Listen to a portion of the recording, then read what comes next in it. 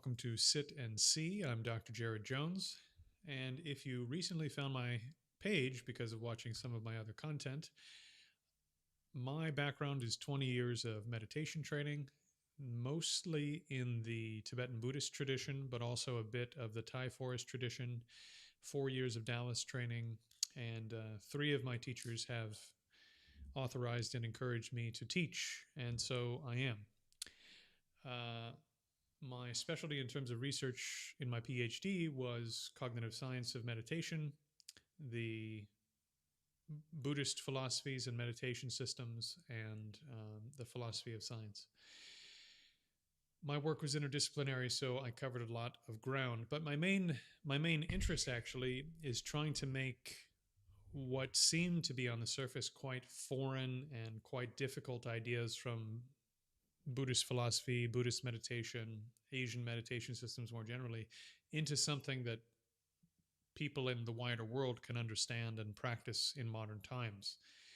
I see myself as a bit of a supplement to a proper Buddhist lineage or Taoist lineage or any lineage where you're training in deep concentrative practice. So, yeah, keep your lineage, keep your tradition, and train with me if you'd like to really understand how to take those traditions into the modern world, into real life. That's what I'm doing. That's what I'm attempting to do. Okay. Hopefully that's enough throat clearing to get us started. Yes. So, cleric, uh, I would highly recommend, since you're in the school course, which for those of you who are not in the school course, it is linked down below. Since you're in the school course, go back to Foundation 1, read the document again in great detail, in particular, all of the details and instructions for training and meditate in the first type of meditation, and then watch the video again. And you should have questions. This I'm okay at explaining things, but you should definitely have questions.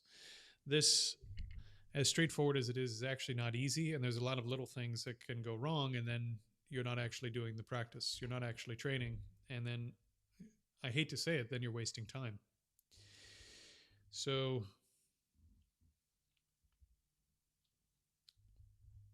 yeah, I agree.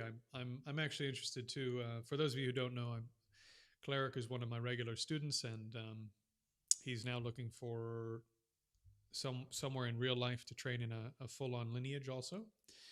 So one of the things that I also like to do with people that are training with me is to help you assess and figure out what what kind of lineage you may want to be involved in, and help you avoid some of the organizations that are not so reputable, let's say, and that sort of thing. So we've been talking about a Dharma center that's near him. Okay, so let's talk about Foundation 1. We've got a few people here. Um, I did give one of you a homework assignment. Is is John here yet, or is John not here?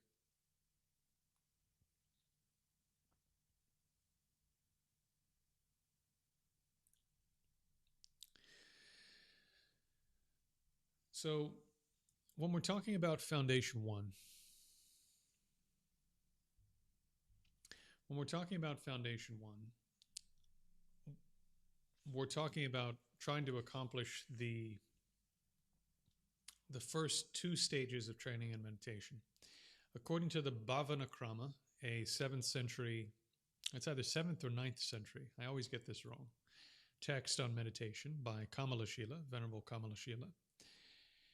The training and meditation, as is relevant to completing the Buddhist path, begins with 9 stages, 9 progressive stages of development in which you are refining your ability to generate a state of concentration until you achieve an actual perfected state of concentration.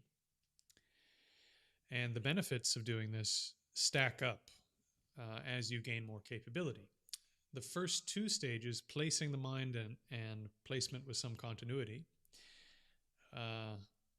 require that you can get your mind to the object, which is a whole can of worms in itself.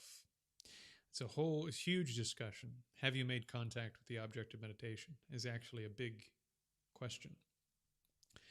And then once you can make contact with the object of meditation, then can you do it again easily? So the analogy I like to use is it's like a child trying to pick up a ball. At first you pick up the ball and you show the child, then you roll it to them and they try to pick it up and they drop it before they've even picked it up. And they try again and they've dropped it before they picked it up, and then they get distracted and they run and they start looking around and start doing other things. And so they never actually fully hold the ball. So that's the first experience that you have in meditation, is that you try to place it on the object and it just runs all over the place and doesn't do what you told it. Next is placement, which means that the child can pick up the ball, and then as soon as it's really sort of grabbed it and is holding on to it, it drops it. That any movement in the environment, any attempts to do anything while holding the ball causes them to drop it right away. So that at that stage, you've accomplished placement. You can hold the mind on, you can bring the mind to the object whenever you want, but you can't hold it there. You can't hold it there. And so when you can hold it for a short time, depends on which text you read and which commentary, but maybe when you can hold it there for 21 breaths or something, maybe less than that, then you've actually accomplished being able to hold it there with some continuity. Okay? So this is then the child being able to pick up the ball and hold it, but if they try to start walking or move around, they'll drop it. So they can't do anything complicated yet. They will drop it. They'll drop it for significant periods of time, but at least when they want to, they can pick it up and hold it for a little bit. Okay, so that's stage 2 of training in meditation.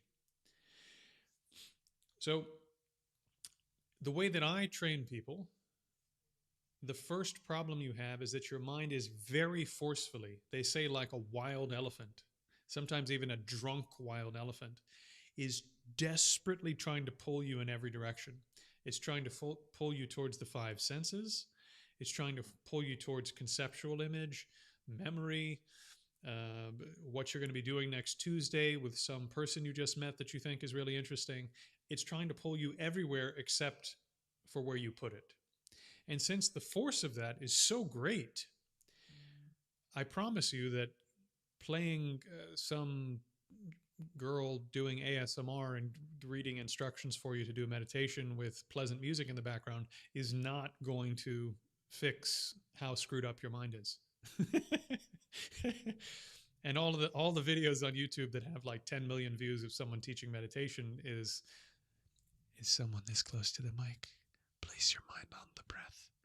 Just put your mind on the breath and hold. No, that's not going to work. If you're sitting there constantly, your mind jumping to the music, jumping to the imagery on the screen, jumping to how attractive you think this person is, or unattractive, or smart, or stupid, or how you hate ASMR, or you love ASMR, or like whatever, your mind is not staying on the object.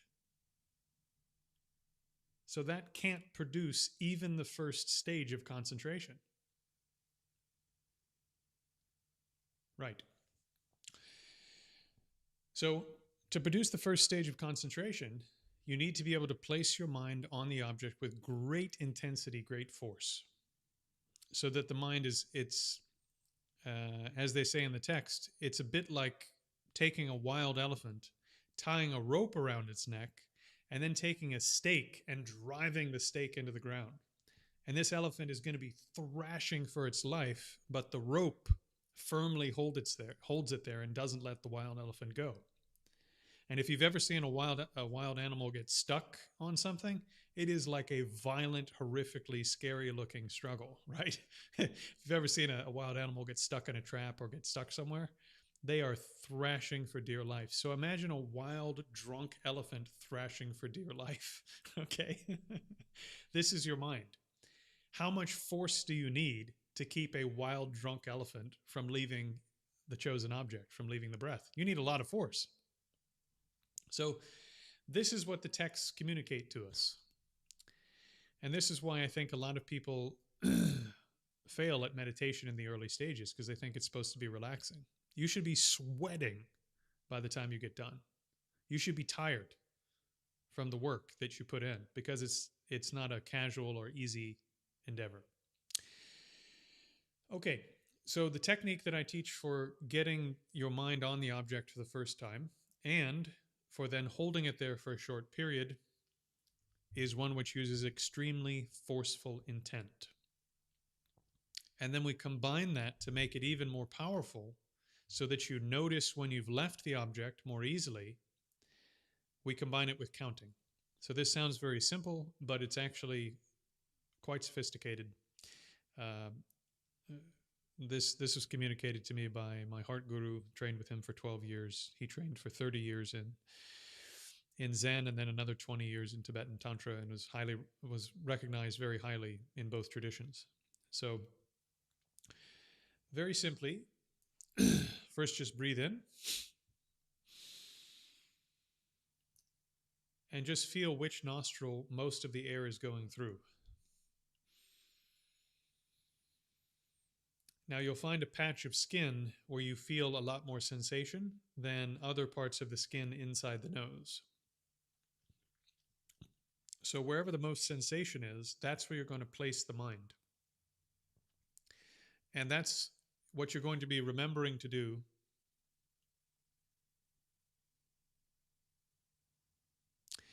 Yeah, it's actually very common to feel a lot of pressure in your forehead, to feel a lot of pressure in your head when you do this type of meditation. I don't need to get into why, but yeah, there are reasons. Yeah, it is a distraction. Did you intend to focus on the sensations in your head? If you didn't intend to focus on the sensations in your head, and that's what your mind is looking at, then that's a distraction. But anyways, you don't want to get too weird with yourself, because once again, we're at the stage where you're just trying to get the child to hold the ball for a few seconds and then drop it because it can't hold on to it and then pick it up again right away. So when your mind jumps over here and is looking at your head, you dropped the ball. So you then bring the mind back to the breath. Yeah. And then when it jumps here and then it jumps to your shoulder that hurts and then it jumps to your hip or whatever, then you just bring it back right away. And when you can bring it back quickly and easily, you've accomplished the first stage of training and concentration. In the same way that the first stage of a child learning to pick up a ball and hold it is that they can pick it up really easily anytime they drop it, even though they're going to drop it all the time. So this is called placing the mind. It's the first stage of training and concentration. Okay, so the technique, again, find a patch of skin inside the nostril. The object of concentration is not actually, it is not you analyzing the breath, is not you trying to figure something out, is not you coming up with a new philosophy while you are looking at your breath. It's not naming the in-breath, I'm breathing in now, I'm breathing out now. All of that is something else than simply observing the tactile sensations on the nostril. If we were making a movie and we had an old school film reel where there's just a bunch of pictures, every single frame of the movie would be just the tactile sensations here on your nostril. Absolutely nothing else should be on the film reel. If it's nostril, nostril, nostril, my head, my hip, the words I am breathing out, the words I am breathing in, the thought, oh, this meditation's so cool. All of those are not the movie you were trying to make. The movie you were trying to make was a movie of the sensations of breath moving in and out. And then once you get to the out breath, simply the camera panning upwards, looking at the number 1, and then panning back down and being on the breath. So the film is just the tactile sensations of breathing. Camera goes up, looks at the number 1. Tactile sensations of breathing. Camera goes up, looks at the number 2. Tactile sensations of breathing. Camera goes up, looks at the number 3. if absolutely anything else appears on the film, that wasn't the movie you intended to make. Okay? So it's actually it's a really high bar. It's not easy. And you're how to say, your attention is, as I've said before, it's a bit like your Wi-Fi signal or your bandwidth on your internet connection. So if you're streaming something in ultra 8K high definition and you have a low bandwidth, then the ultra 8K high definition image that you're streaming is going to be taking up, let's just say it takes up almost all the bandwidth. Yeah. So what we're trying to do is create an ultra HD 8K image of this particular set of sensations that you're getting on the breath, and then turn the camera up and look at the number 1 or whatever number we happen to be on for counting. Turn the camera back down and continue the HD film we're making about the tactile sensations of the breath. That's the entire movie. All the bandwidth should be taken up by streaming that movie. And so if anything, like if you were watching Netflix and I don't know, you were watching I don't know, whatever people watch on Netflix. You were watching Game of Thrones or something. I guess that's HBO, right? Yeah, so you're streaming Game of Thrones, and then all of a sudden it turned into Buffy the Vampire Slayer. You would go, what the hell is this? So all your bandwidth needs to be on the film you're actually making or the film you're watching, whichever analogy works for you. Now, practically speaking, you're only going to be able to take probably half your bandwidth or 60% of your bandwidth and put it on the breath. That's fine. Because in reality, your mind is something that kind of spreads out through your system, and you can only, in the beginning, you can only pool a certain amount of your mind's attention in a certain area. That's just how it is. So when you can keep part of your mind focused on the breath without losing it, then you've accomplished the first stage, to be a bit more technical. But also be aware that as you get closer to perfect concentration, more and more and more of your mind will pool into wherever you've placed your mind. And the rest of it will be excluded from your awareness. So for you, it won't be there at all. It's just not there in terms of experience. You have zoomed in on one part of experience and the rest of it goes away. Okay? All right. So the instructions for the actual technique, we'll start one more time. So breathe in. Find the tactile sensations in whichever nostril has more powerful sensations.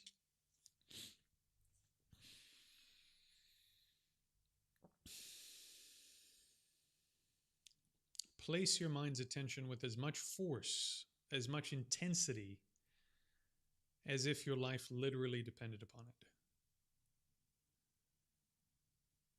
And don't let your mind run away. Don't let your mind escape from that attention.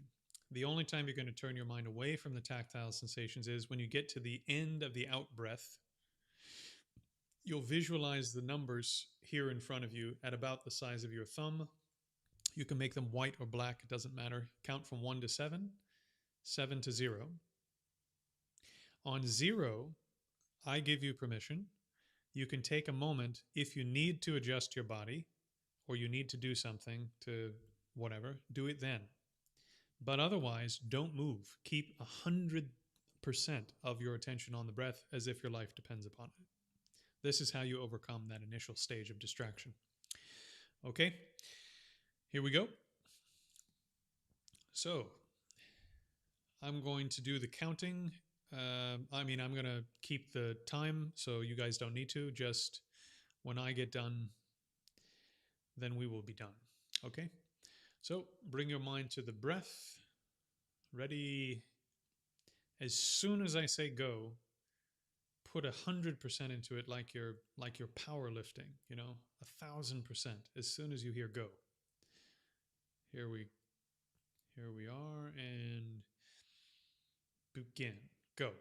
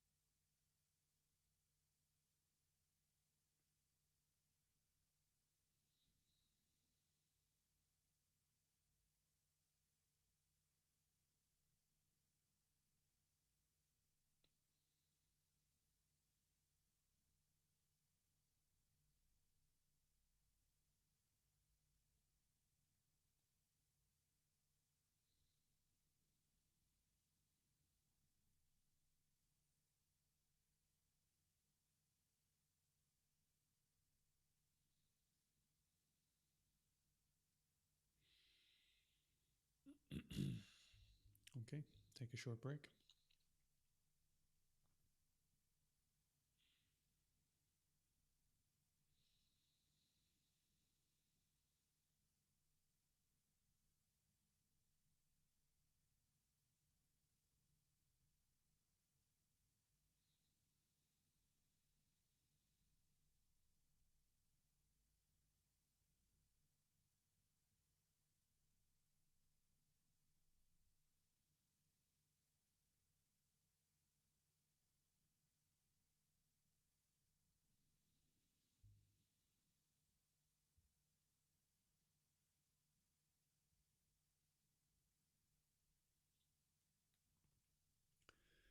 People often ask me when they start doing this technique what they should do next. And a big mistake that beginners make with the breath as real people living in a layperson's world.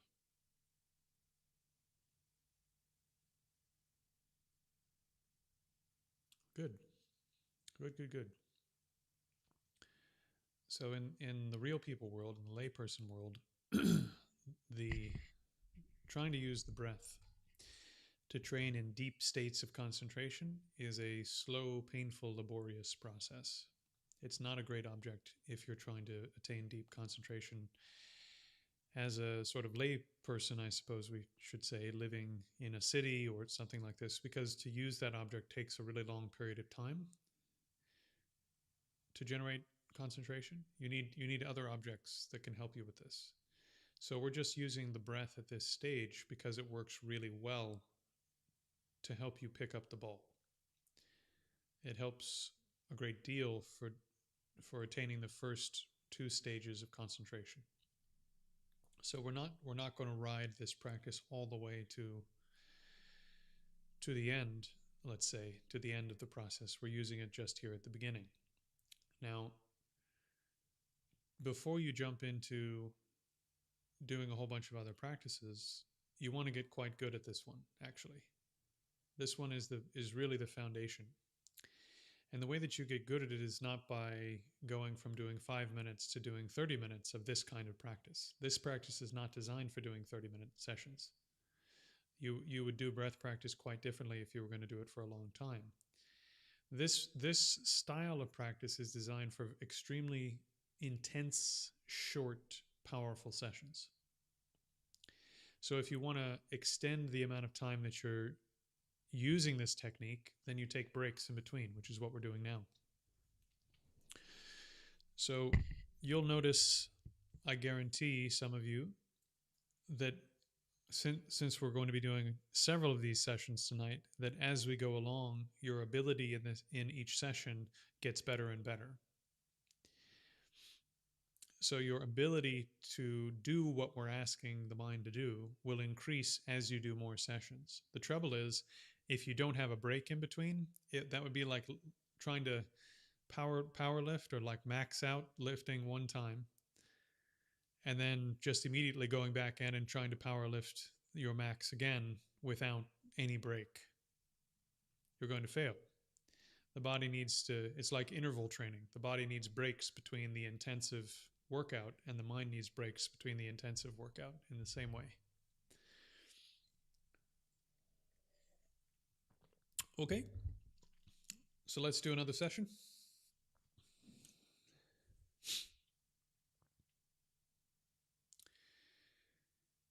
Also, what we're training, yeah.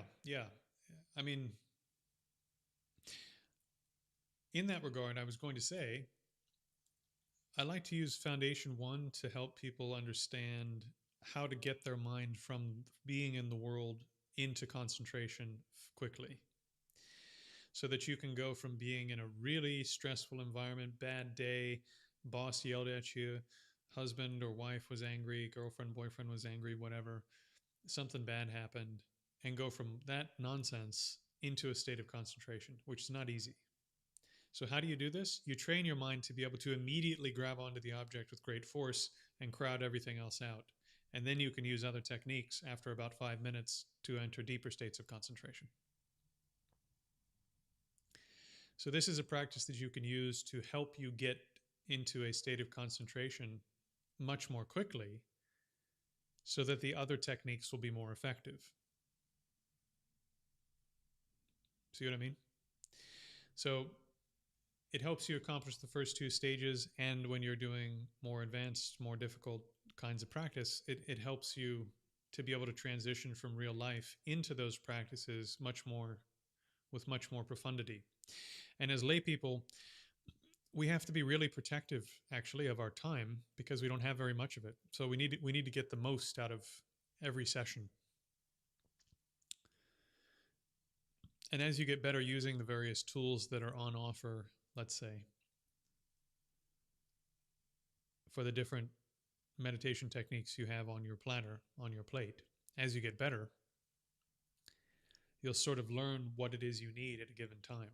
Do you need the mind to be more concentrated today? Do you need something to immediately drop into a state of concentration, or has the concentration been pretty good all day, et cetera, et cetera? So you can fall back onto practices that you can do when you can't do the more difficult and advanced practices. Okay, so that's about a 5-minute break. So now we'll do another 5-minute session. Ready? So as soon as you say go, no bullshit, no nonsense, no excuse, 100% of your effort, bang, goes to the breath. You start immediately. Don't screw around. The reason for this is you're training your mind to be able to go boom, right into concentration from real life when you need it to. So we're training this skill. Okay? Here we go. Breathe in. Find the point of most sensation inside one of the nostrils. And go.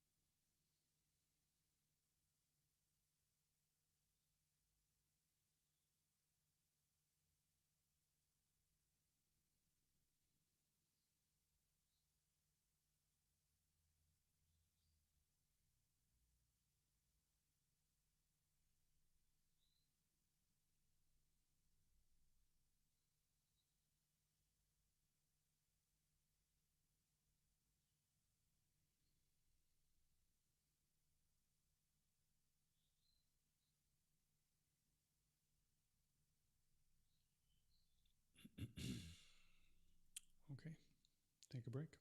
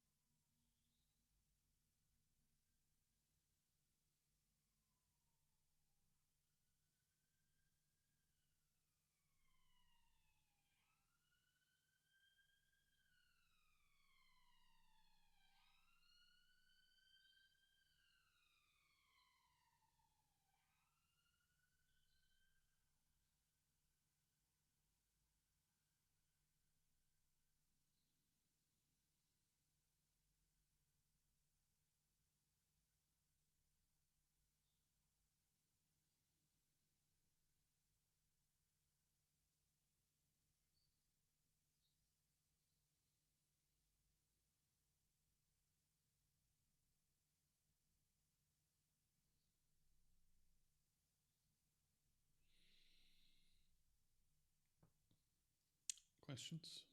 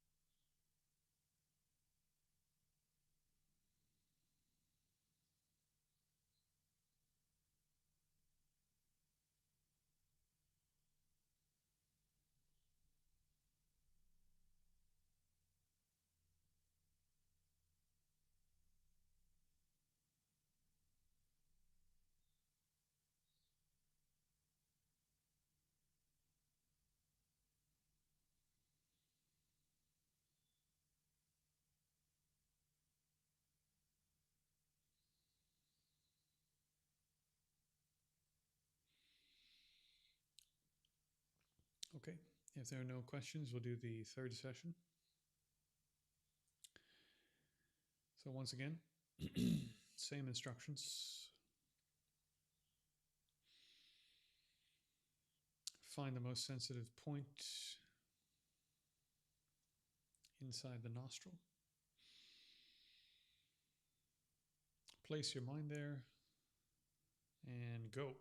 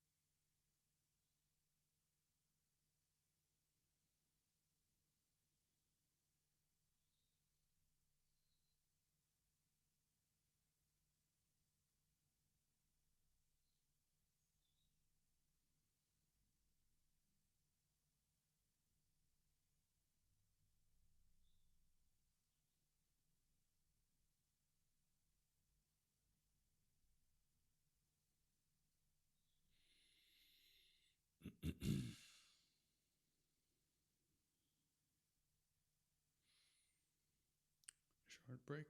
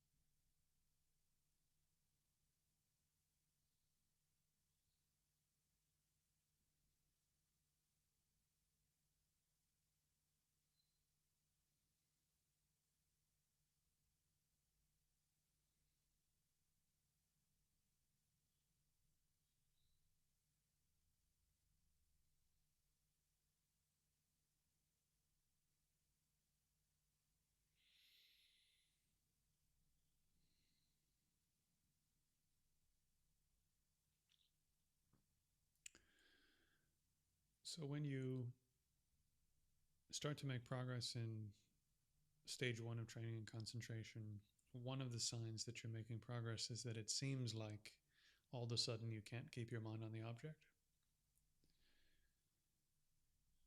As counterintuitive as it is, this is like the child picking up the ball for the first time, and finally they start to notice, wow, I can't hold on to the ball. So that's the first stage in being able to hold the ball, is picking it up and noticing that you have no ability to hold it. So yes, that is the sign. Where you drop it all the time and it's maddeningly frustrating, but it's relatively easy to bring it back to the object. That's when you know you've accomplished the first stage. You've accomplished the second stage when it spends most of the session off the object, but you can bring it back and keep it on the object for 10 or 20 seconds at a time.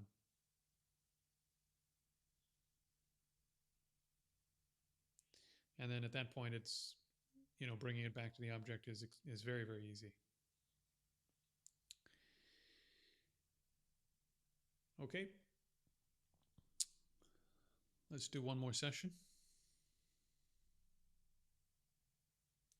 So actually, before we do the next session, just to remind you for when you're not with me and you're doing your own training,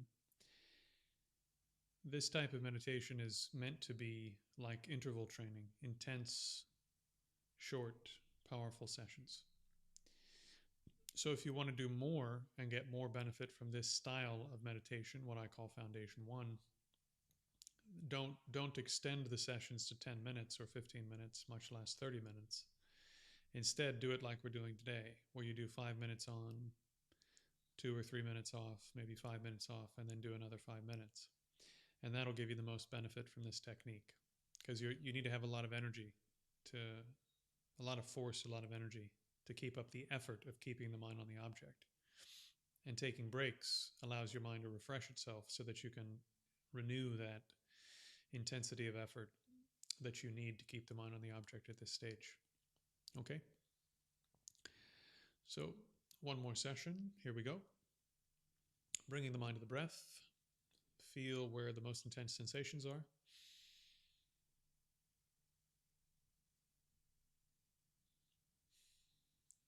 Having found those sensations, place the mind there with intense force. Count the breath from 1 to 7, 7 to 0, 3 times, or until I end the session. Here we go. Begin.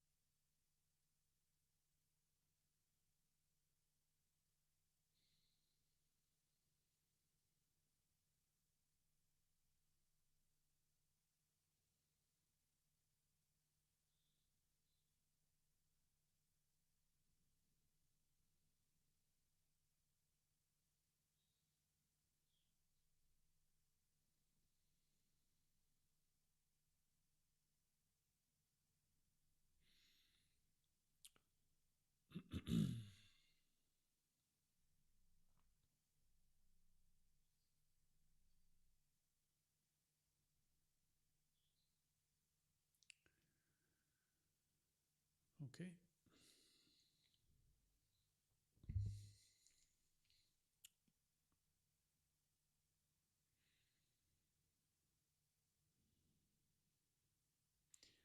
So what I would recommend at this stage is, if you had more time, maybe sort of feel how your mind is now. For example, if you just look to your right and just look at something in your room or wherever you are, and just notice how sort of sharp and decisive your attention is and how you can place it somewhere and it mostly stays where you have it. And maybe you even get a few sort of like a small gap where there's not too much thought about what you're looking at. You're just observing, right? So this quality of mind where you can point it and it can observe whatever's occurring there.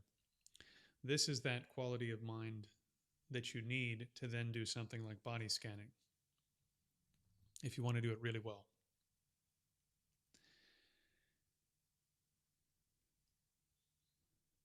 So internally, if we were going to do a body scan, and we're almost at 9:30 now, so I don't want to go too far. But body scanning should have that sharp quality where you go bang, and the part of your awareness that you want to, sorry, the part of your body that you want to be aware of, rather, immediately sort of appears in your awareness. And then when you go to the next part, right, sharp. So that your mind is going through this sharp, decisive series of objects without getting distracted in between. Then with this second skill, you have pooled all the bandwidth of attention into a small area, and then you're placing it in one part, and then immediately placing it in the next, and immediately placing it in the next. So even though you're moving the object, right, you're changing objects, the mind is still in a concentrated state from object to object.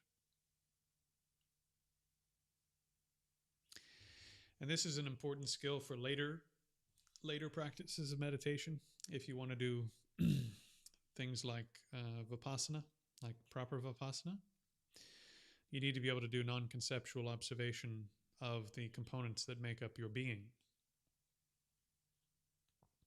And you need to be able to generate enough force in your apprehension of those, to use the fancy Buddhist psychological term. You need to be able to generate enough force in your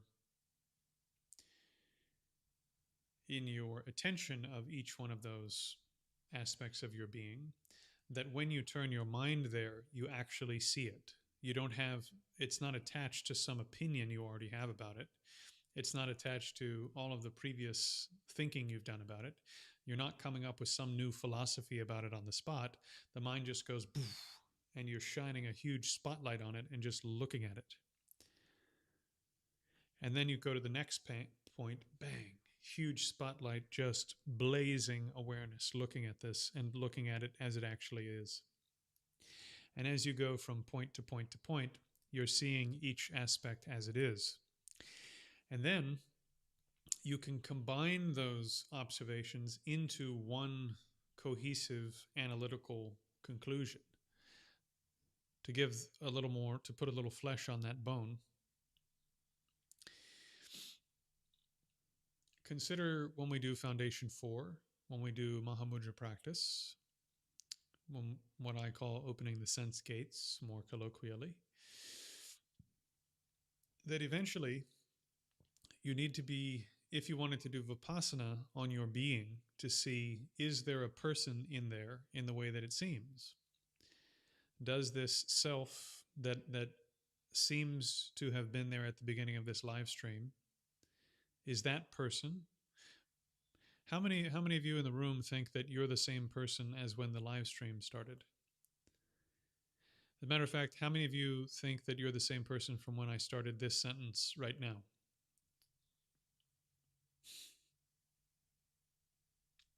There's this sense that there's a you that's carrying on through time, and that you is somehow the same from moment to moment, isn't it? especially over short periods. You go, yeah, me from a few seconds ago is me. And that me is just singular. It's just me. And I haven't changed since a few moments ago. I'm the same me. Yeah, stuff about my body has changed or stuff about my mind has changed, but I'm still me.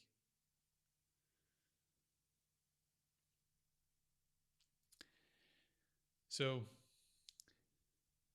there is a sense that we have, a sense of ourselves that we have, that if I were to change locations from here to here, that I'm still the same being, I'm still the same entity. And that if I were to change from this current moment now to now, which is a few moments later, that the being who was there a few moments ago and the one that's there later, that those are the same being. And that being the same being is part of the nature of that entity, in this case, myself. Is this too technical, or is this landing somewhere?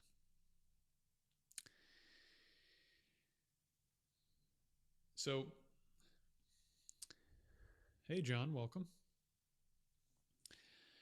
So when we're doing analytic meditation and we're trying to sort out whether or not this person that seems to exist in the way that we're discussing here, this being that seems to be the same from moment to moment, this being that seems to be the same from location to location, there is just this perception of ourselves that there is this unchanging me that isn't actually affected by time, place, and other change. And as I was debating with someone in the comment section of the most recent video I put up, and they said, well, all this stuff about the self and so forth, that's just Buddhism reacting against Hinduism. No. The Hindus don't actually have an idea of Atman that's quite like what we're refuting in Buddhism. And this is an important point because we're not refuting a view, we're not refuting a philosophy of some other school of thought, which would make us just a reaction against some other religion. What we're refuting or challenging is the innate perception that you have of a particular kind of self, and not a particular kind of self that you have in a deep state of rarefied concentration on Brahman Atman, although you do still have it there, but one that you have right here, sitting here in this room today, having, knowing very little about Buddhism, most of us, and knowing very little about Hinduism, most of us, right? So what Buddhism is challenging with this view is your innate wrong view, your innate misperception of reality, not some set of ideas from the Vedas or the Upanishads. So this is an important point. When we say self, we mean that you have an innate misperception of how you exist. And part of that is that you see yourself as being the same from moment to moment. Part of that is that you see that somehow you're independent of the causes and conditions and parts that are making you up. Because if you didn't think, if you thought the opposite, if you thought I am the parts and causes and conditions that make me up, it would be obvious to you that you're not the same person if you move from this location to that location. Your body's different. Everything that's appearing in your sensory consciousness is different. The interior images of your mind are different. The previous moment of mind that caused the current moment of mind is not the same mind. It's the next moment of mind. So you're this constantly changing set of parts and causes and conditions. So it should be obvious to you that the you that you were a few moments ago is not the you that exists now in terms of everything that makes you up. And yet, you have a sense, as do I. You. You have a sense, and I have a sense, that there is someone persisting through time that isn't subject to the changes of my body and mind. That's innate to you, has nothing to do with Vedic philosophy. So this you is what we're challenging. Now, if we're doing Vipassana meditation and we're trying to establish whether or not that type of self exists, we don't do that by actually like believing the Buddha or something. That's not how you do it. And just simply believing the Buddha isn't going to like it's not a belief system in that way. It's not going to help you that much. It's better than nothing, but what you do instead is you need to be able to generate enough force with your perceptual capabilities and pull back or peel back enough of your conceptual layers that you can just look at what's actually there. So, for example, you can place enough of your sharp, crystal clear, vivid attention on each part of the body to look. Well, it seems like there's this self that somehow exists. It has two places to, well, three potential places to hide. It's either, actually, let me rewind. It has two general places it could hide. It could either be outside of me somewhere or it could be inside. Since I never see it appearing anywhere but inside, it's certainly not outside. It must be inside somewhere. All of my experiences tell me it's inside. Okay? So then it only has one of two places to hide. Either it's hiding in my body or it's hiding somewhere in my mental faculties, my mental awareness. Those are the only two parts that I have. Right? So then you do a body scan holding hands with your innate wrong perception. So first you call it up. Like, for example, I'd like all of you to do this for a second. Think of somebody that made you mildly annoyed, not outrageously angry, but think of somebody that recently annoyed you slightly. Maybe you were debating with them on the internet. Maybe they looked at you wrong on the street. Maybe whatever. Mildly annoyed, where you go, oh, me. This hurts. This is not good for me. I don't like this. Right? Okay. If you have that feeling now, try to just dissolve or relax or let go of the annoyance and just look at the me part.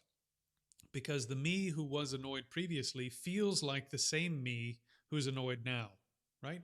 It seems like there's a me in there that is the same me that got annoyed by this nonsense earlier, and that's the same me who's here right now. So that me, hold hands with it. Don't let it go, okay?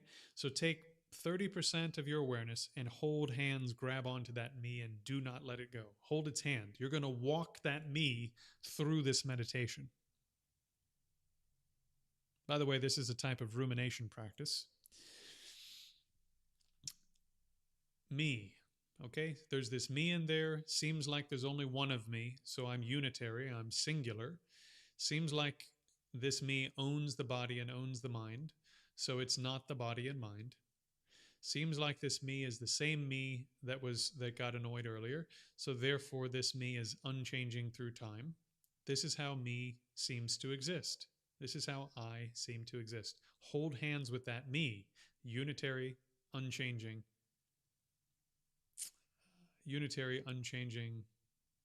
and what was the third one? Not so important. So independent of body and mind, unitary, unchanging, independent of body and mind. So hold hands with this and just marinate with that sense of I for a second so that you can really feel what it is. Me. This I.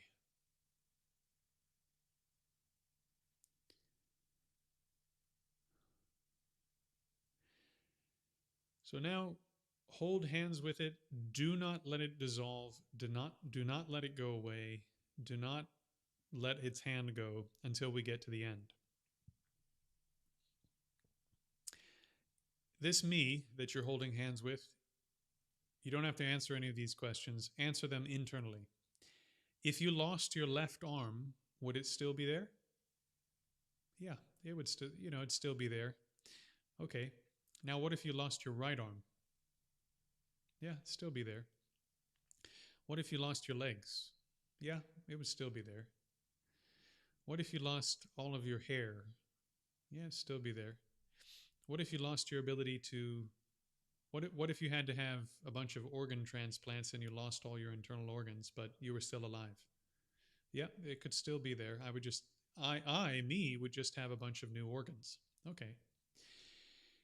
It's a little bit more difficult, but each part of your brain could be removed as long as it was replaced with another functional part. So each little bit of your brain could be removed. You couldn't remove all of it or you'd die, but there's no individual part of it that is you.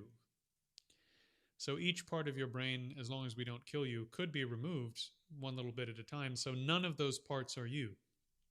Okay, so it's not the brain. What about your skin? Well, if you got it burned in a fire and lost all of your skin, you wouldn't live very long, but you would still be you.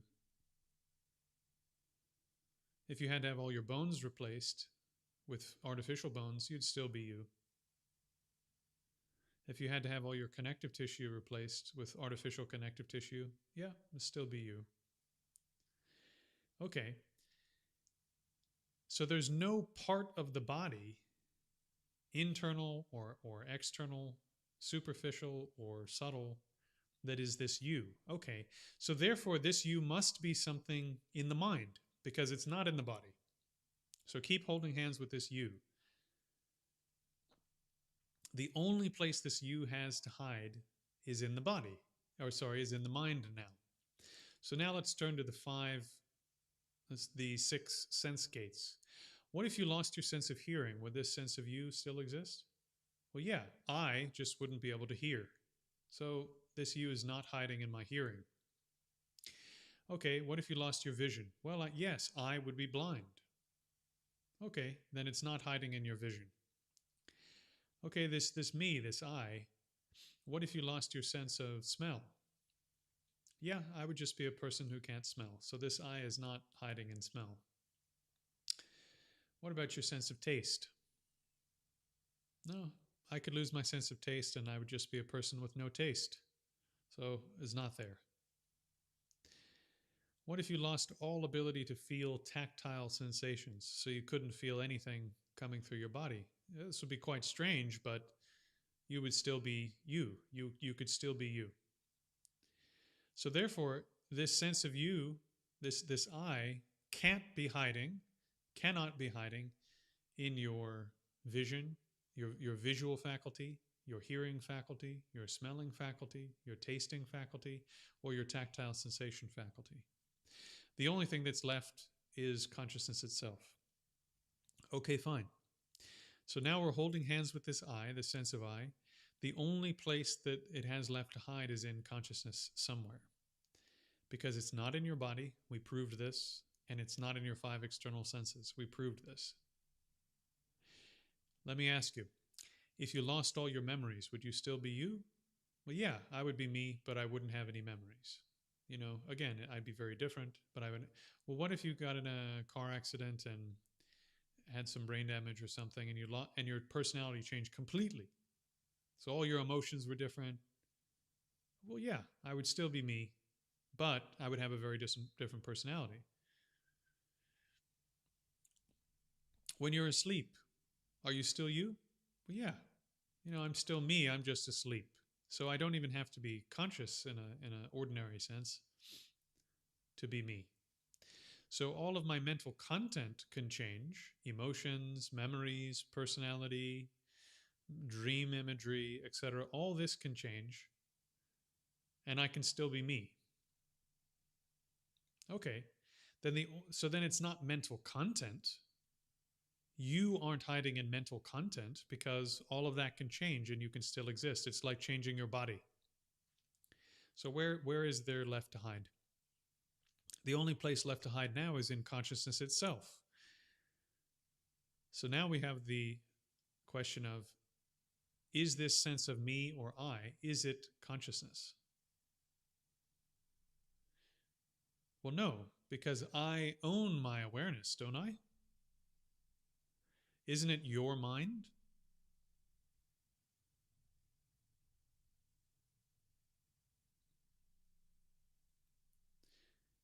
Wait a minute. We said a minute ago, the only place to hide was in the body or mind. We said the only place to hide was inside or outside. Guess what? It's not outside. It's not in the body. It's not in the sensory faculties externally. and it's not in consciousness. It's not there. Now let it go. It's not there. This thing you have carried around your entire life that's dominated every single thought you've ever had doesn't exist. Now hold the awareness of, holy crap, it's not there. It really isn't there. I looked everywhere. There's nowhere else. Consciousness is consciousness. Consciousness isn't I. It's not there. You thought it was there, and it's not there. Every decision you've ever made your whole life, but it's not there. Hold that understanding with concentration.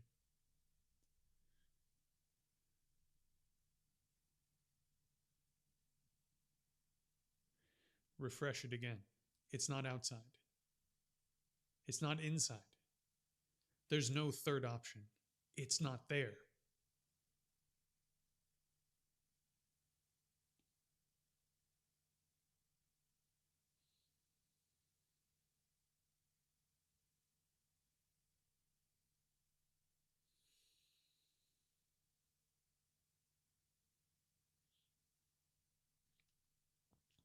Okay, now slowly bring your awareness back to normal. And notice that you haven't gone out of existence. Notice that you have a body, you have a mind. But this you that you thought was owning the body and mind is not there. That's not a real thing. All that's there is the body and mind. That's what you are. There's not something else that is you. There's just the changing continuum of things. And there's this mental label, me. And when I mentally label this changing continuum of things me, it works. But that's all there is to it. There's not something more than this.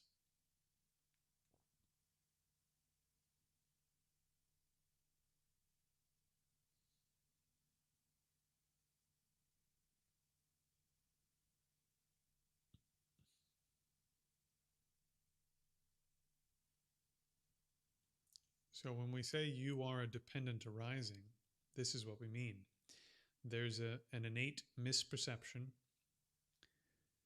that causes you to get annoyed based upon the sense of I, me, that seems to be an unchanging me that persists through time. And that sense of I, or me, is the basis for the arising of all of your negative emotions, like being annoyed earlier, like exaggerating pleasure and turning it into something that you think if you chase it around, I, me, will be happy. But that can't work.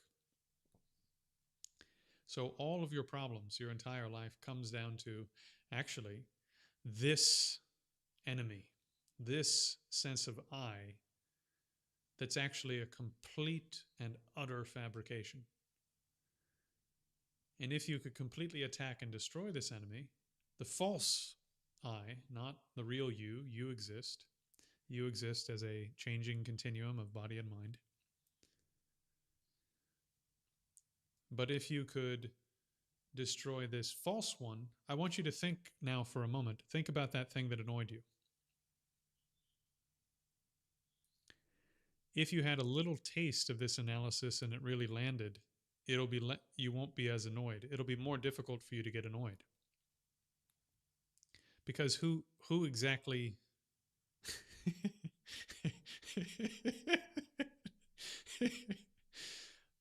you know, the psychological basis for the annoyance isn't there. It was based on something fictional.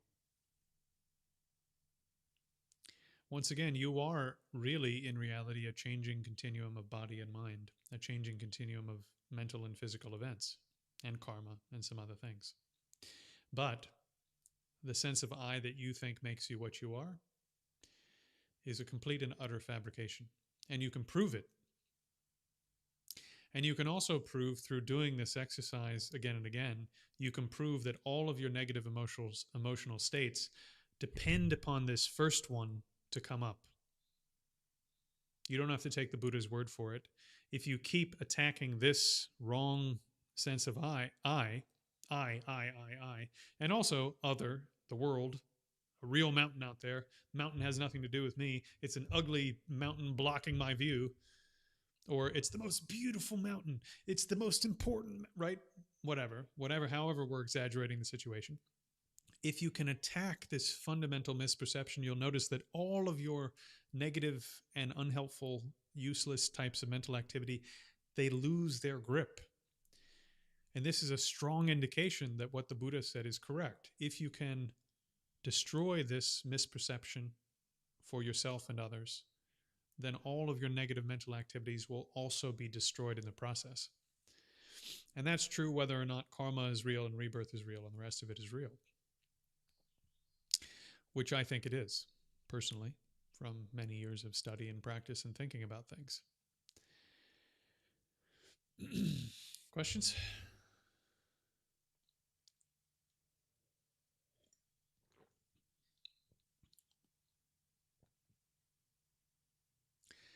We have reached that point in the stream. If you happen to be passing through, hit that like button.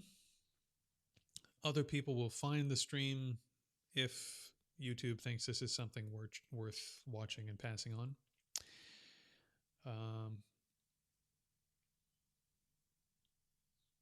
Also, for those of you who are finding this meaningful, interesting, helpful, I do have links. I hate to constantly plug my own stuff, but it takes a certain amount of real money and so forth to keep the lights on. So if you're not already a member of the school course down below, join that. And if it's within your means, there's also a GoFundMe down below that will allow me to upgrade my setup and do even more with you guys and to carry on doing this full time. Okay. So very meaningful, very helpful, especially at this time when I'm getting going. Every contribution anyone makes means a lot. Right. Now that that has been said, questions, comments, concerns based on the practice we just did? Either one of them?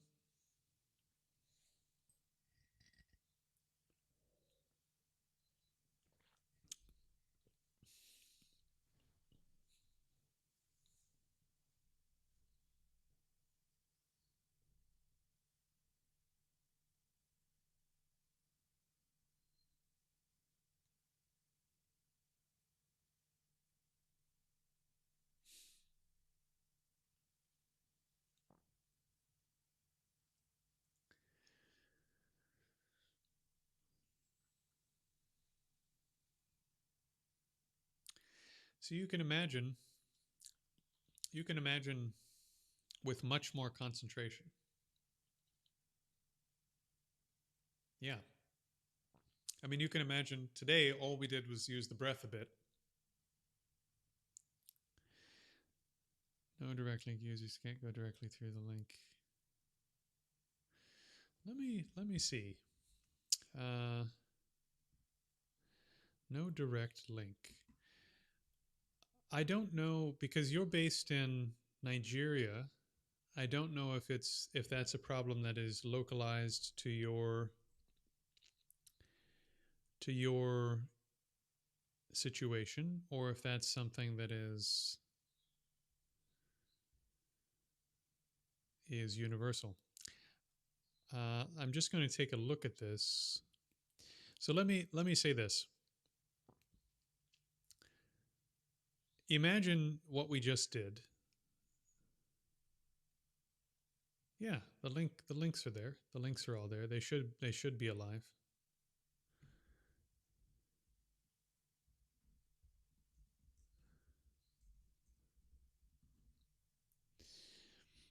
So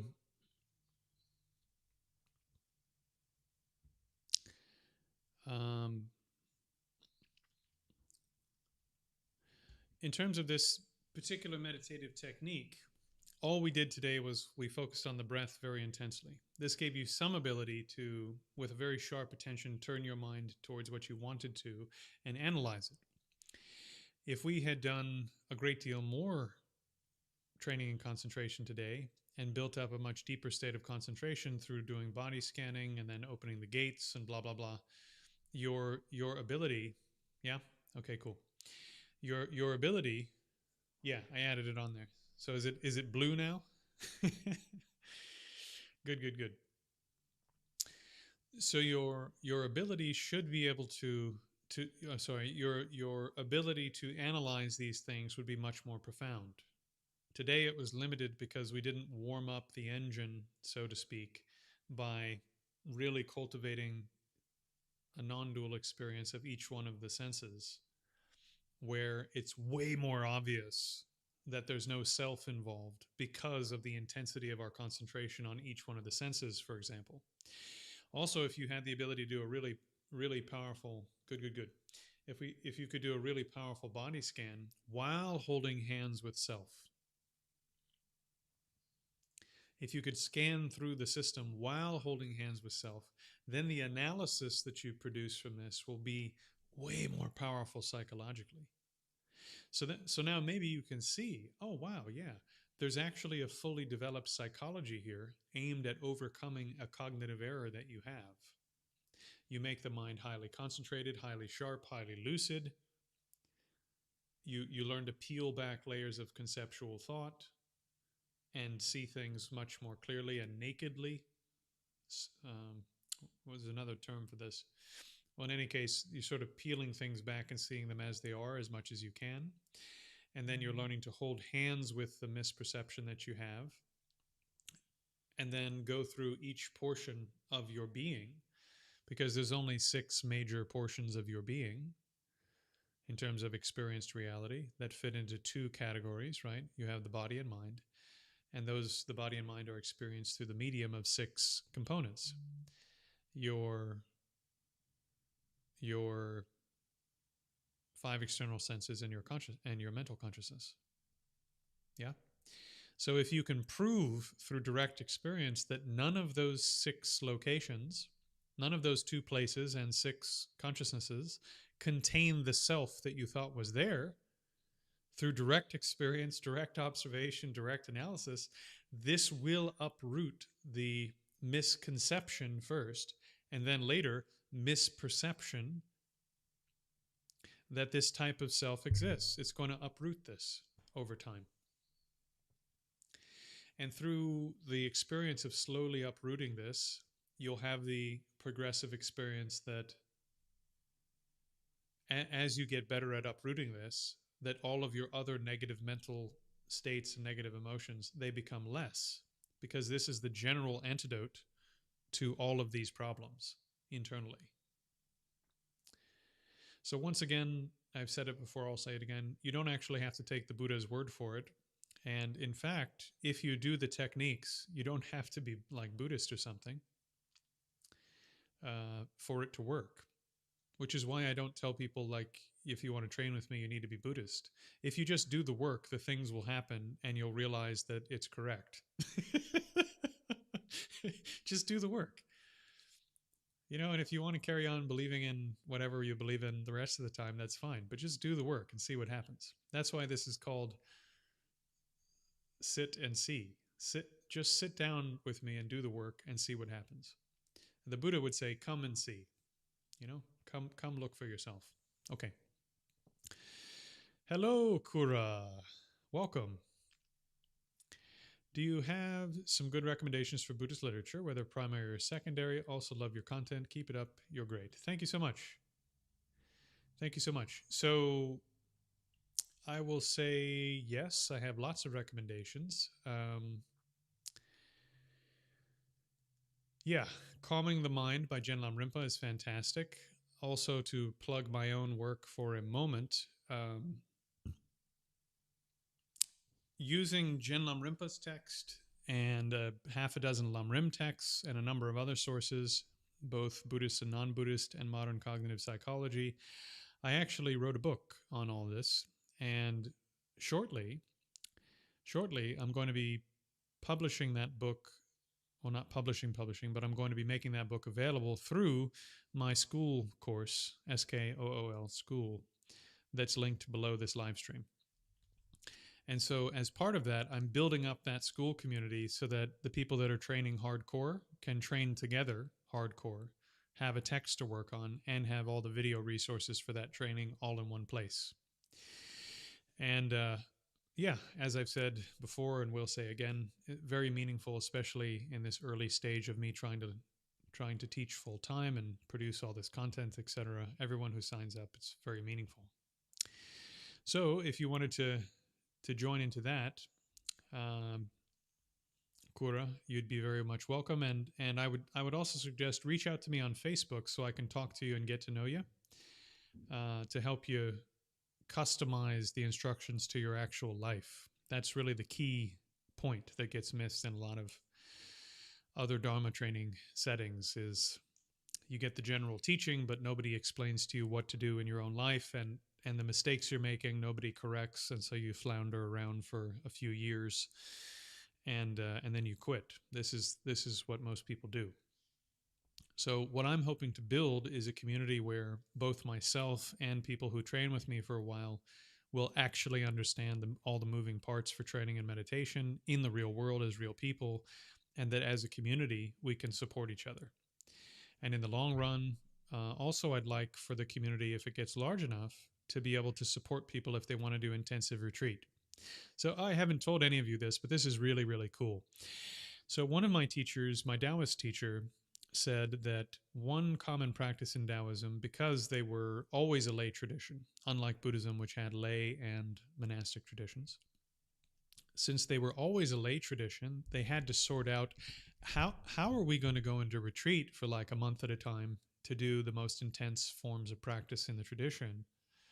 And what they sorted out was, well, we will form small groups where 4 or 5 of us will agree that when one of us needs to go into long-term retreat, the other ones will, hey, Brandon, welcome. When one of us needs to go into retreat, the other ones will support them financially so that their bills get paid and everything continues to go well. And, you know, because they're going to have to come back to the real world and support themselves afterwards. And so then they would rotate so that the various members of a 4 or 5 member group could support the one who was in retreat. And I thought, wow, you know, in the modern era,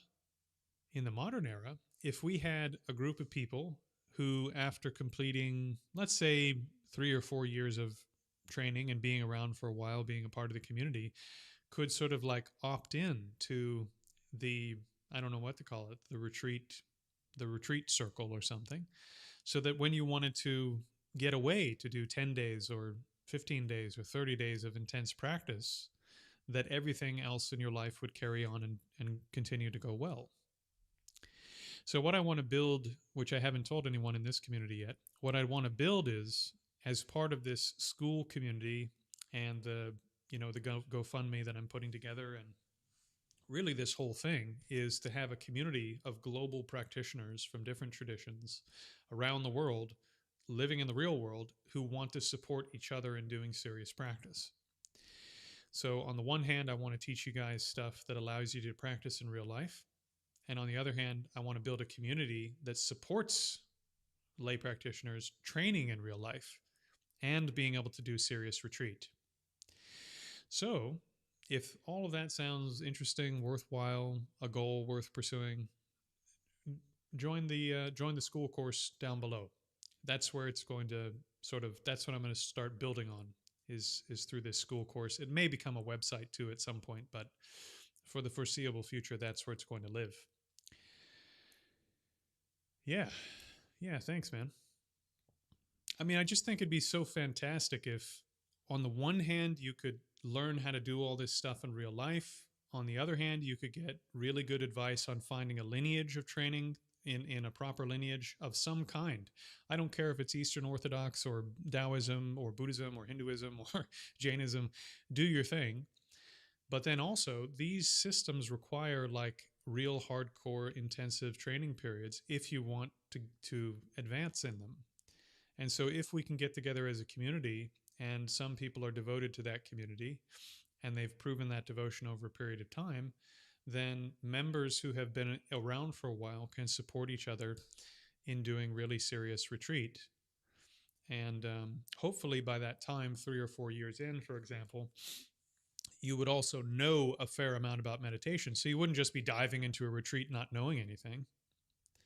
You would be diving into a retreat understanding what meditation is, understanding what the stages are, understanding what techniques to fall back on if it's not going well, blah, blah, blah. I'll tell you guys one little story since we're at the story time part of the evening. So one of my students is Eastern Orthodox, and he attended my retreat that I did about a month ago.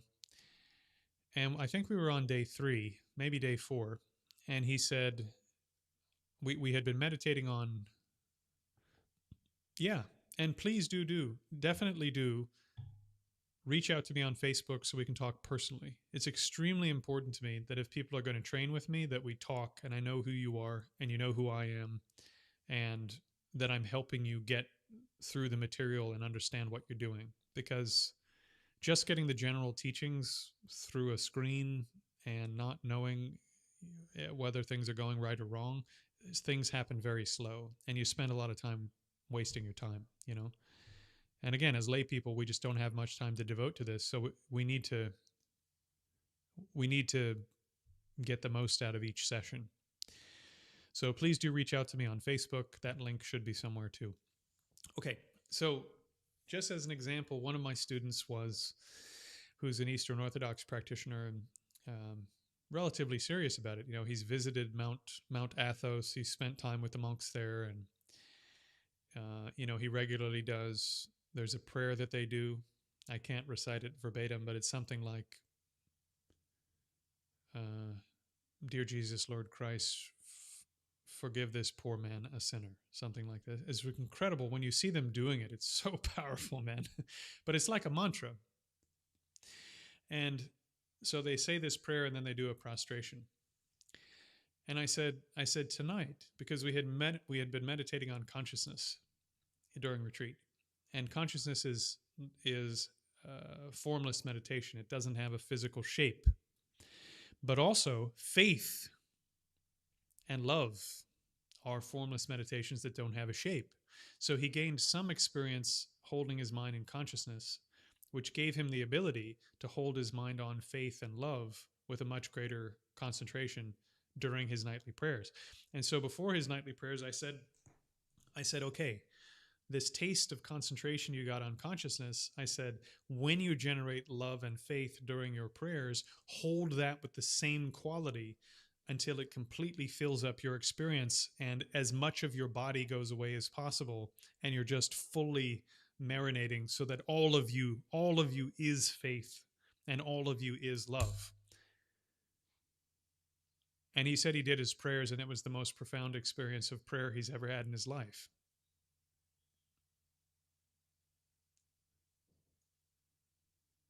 So I know for a fact that in the Eastern Orthodox tradition, as an example, they have training in concentration. It's just not as sophisticated and detailed and precise as what we have in Buddhism.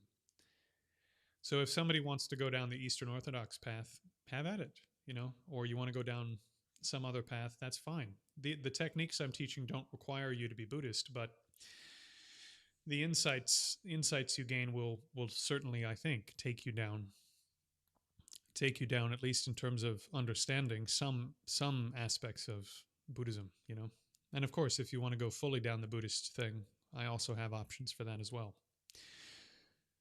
Okay, so a lot of people have joined in. It's a Saturday. I have nothing going on. If you guys would like to hang out, talk more, ask questions, do some more practice, we can. Yeah. If you have thoughts or questions or whatever, we can talk about them and address them since we're all here together.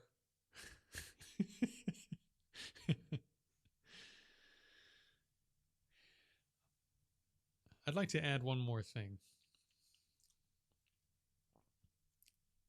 In Buddhist circles, it's quite yeah, me too. I'm glad more people are starting to turn up. In Buddhist circles, it's quite often that I find people make a lot of this too precious and too holy. And the thing is, as some of you who have been around a while know, again, I'm not saying this out of arrogance or to sound impressive. And honestly, I find it a little bit embarrassing, especially in public, to talk about it. But some of you know that if I start talking about my teachers, or if I start talking about guru devotion or loving kindness, I'll start crying, or the suffering of sentient beings. I'll get very emotional. And the thing is, you can generate very, very, very powerful motivations through this training.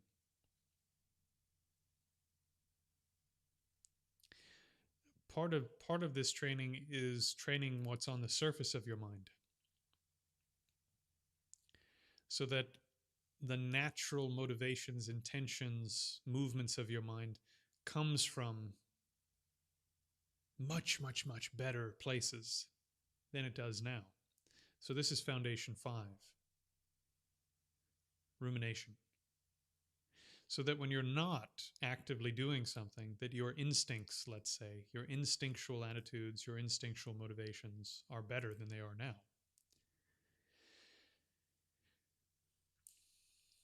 And you can cultivate these things so that they are so powerful that just hearing the word, hearing or trying to say the words, my guru, that you can feel the tears start to come to your eyes because you've thought it through. You've thought what this means. You've thought about what this means. Anyways, okay. Brandon, technically speaking, people involved in Vajrayana practice shouldn't be talking about the fact that they're Vajrayana practitioners.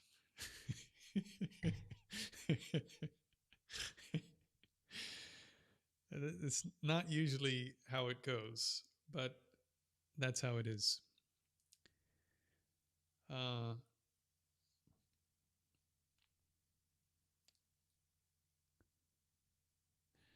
Hey, Scarf, welcome to the stream. Scarf says, I recently, in the last year, became more and more interested in meditation and Buddhism. I'm aware of this isn't a Q&A session. Well, actually, it's sort of, we do practice for about an hour, but it's Saturday and I'm not doing anything, so I'm just hanging out. So it's become more of a Q&A. So you're welcome to just hang and talk and ask questions. If anyone's interested in doing some more practice, we can. But now we're just hanging. We're just hanging out and talking.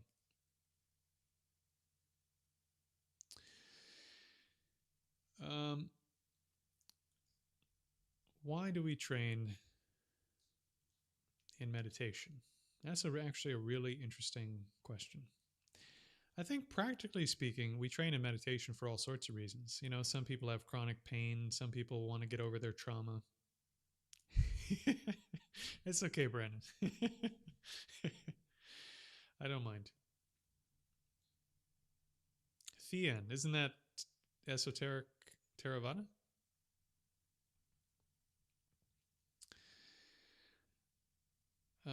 Okay. Oh no, Thean is Korean Zen, isn't it?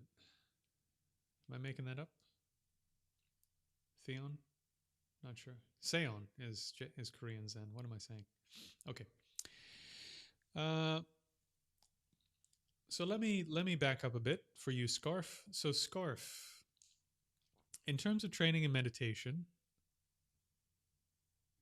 what you're actually doing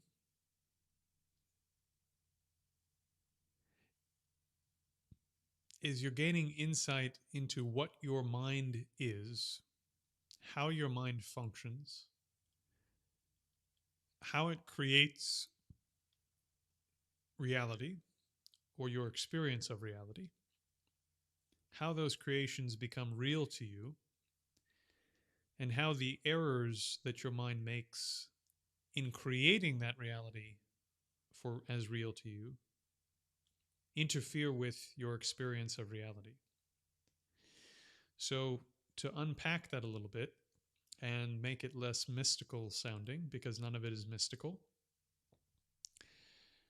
one of the techniques that I teach comes from the Mahamudra tradition, the Sutra Mahamudra tradition, which is, you got to have a great name.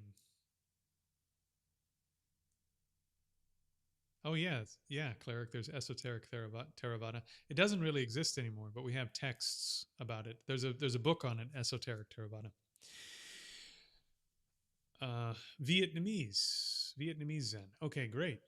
I like Vietnamese Zen. We'll carry on with that in a minute.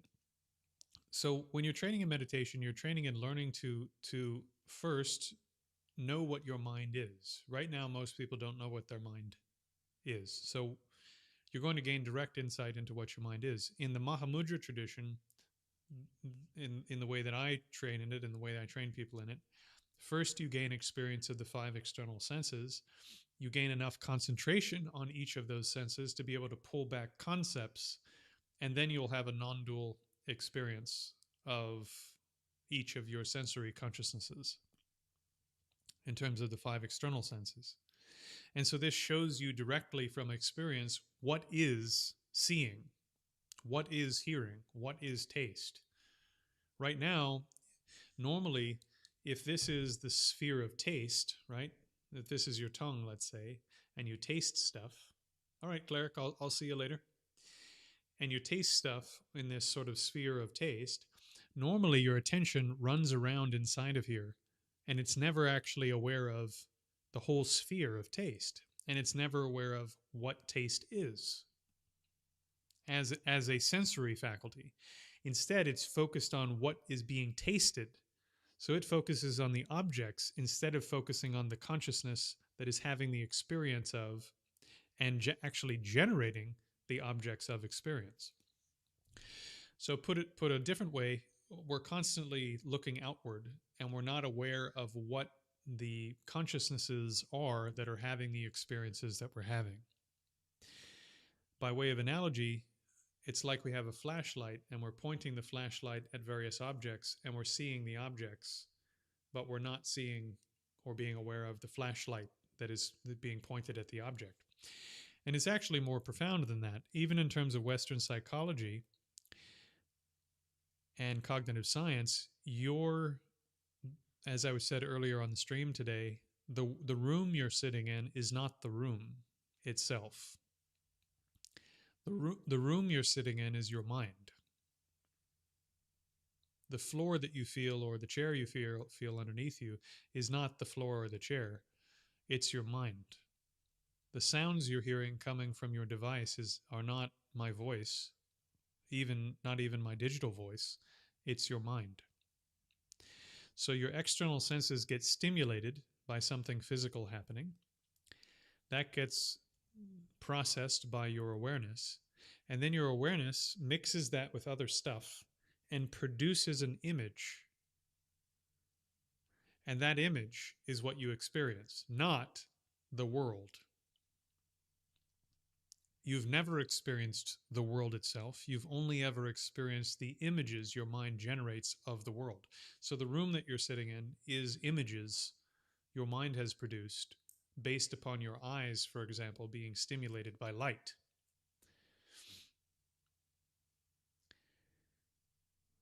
And the sounds you're hearing are not my voice. It's your ear being stimulated by vibrations in the air. And your mind generates an image of sound. And you're experiencing that image. You're not experiencing the actual sound. Now, this all sounds quite mystical and esoteric and kind of unrelated to practice, I think, for a lot of people. But in reality, this is really interesting and really cool and really worth hearing.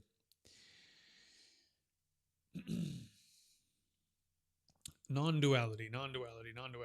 Everywhere you go, someone's talking about non-duality and no one knows what the hell it means. Your vision, is on the one hand producing the image, and on the other being aware of the image, right? So these two are actually connected like this. They're connected together. They're not two different things. It's not like the object is out there in the world over here, completely unconnected to the vision, and my vision just happens to be over here seeing it. That's not how it is. Even according to Western psychology, cognitive psychology, these two, sort of like my body, are connected like this. And it's just opaque to you that they're connected. And normally, your mind does a very good job of keeping them looking like this, as if this is over here completely unconnected from this one. And the reason for that is having non-dual awareness is distracting if you're trying not to get hit by a car. So according to Western psychology, if we saw things as they were all the time, we wouldn't survive very long, which may or may not be true. I don't know. In any case, when you train in concentration, when you train in meditation, you gain direct insight into the fact, you directly experience the fact that, for example, what is seen and what is doing the seeing are actually two aspects of the same entity. And that's called non-duality. Why? Because they're not two. They're not one, but they're not two completely separate things. Non-dual. Non-dual. This is why it's called non-dual instead of being called a oneness. So what are you doing in meditation? The first thing is you're gaining an experience of what your mind is. So you with the Mahamudra tradition, what I call Foundation 4, you learn how to gain a direct experience of what vision is, what hearing is, what's smell, what taste is, what the tactile body is, and what consciousness is. Your consciousness is not your 5 external senses.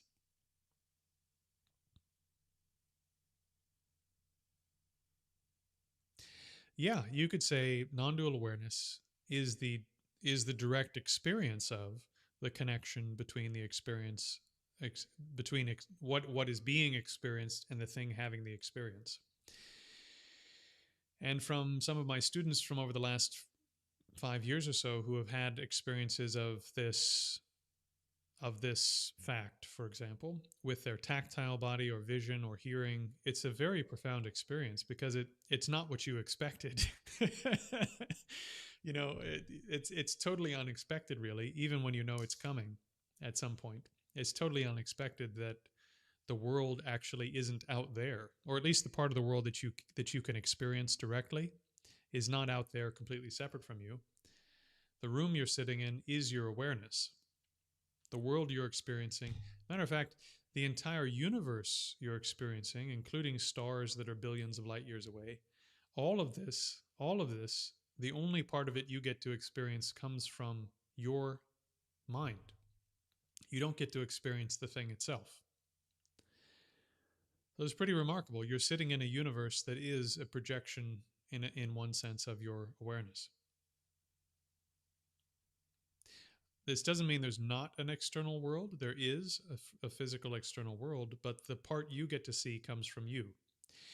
And when you train in meditation, you see that directly. So that's one aspect. You see what your mind is. And then the next aspect is how it functions. How does your mind function? What does it do? So you gain insight into how does vision function? What is the actual functioning?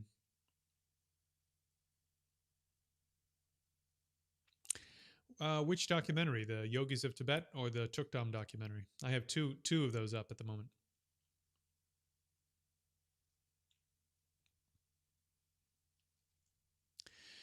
So related to what we were just saying, you become aware of first what is visual consciousness, and then how it functions is it functions by producing visual images and then being aware of those images. So the visual consciousness, not your eyeball.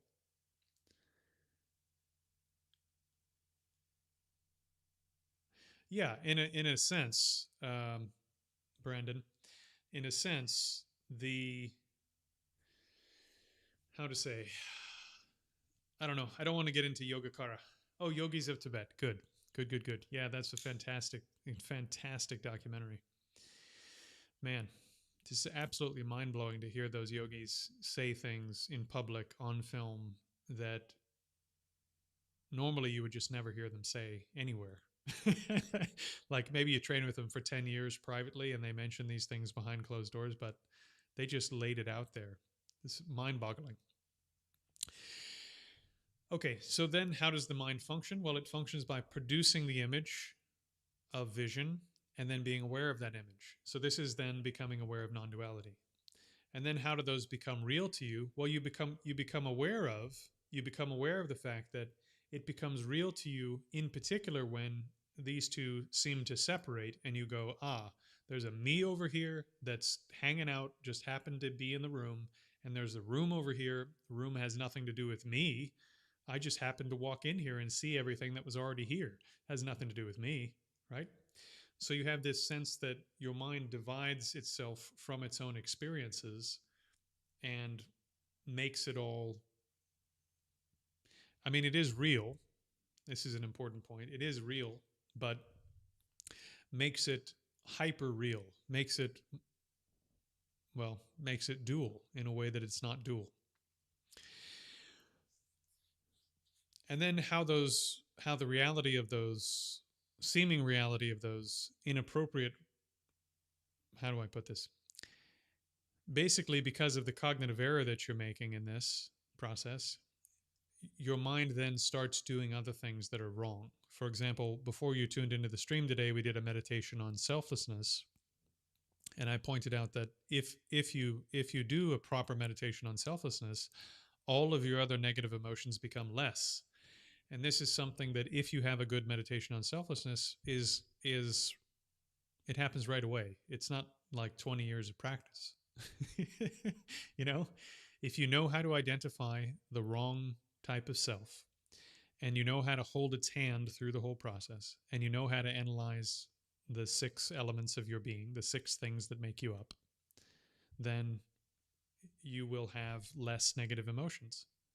So it is a cognitive error that's being introduced in the process of perception that causes all of your negative emotions over here, all of your problems, all of your suffering.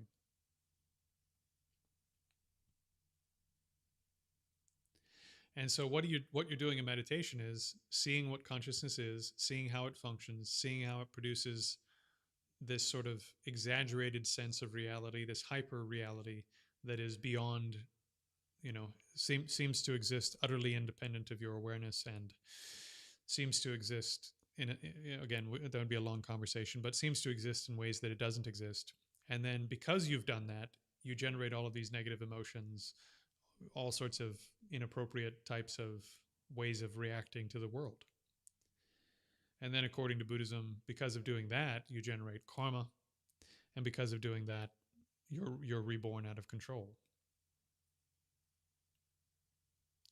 So meditation gives you the ability to do all these things.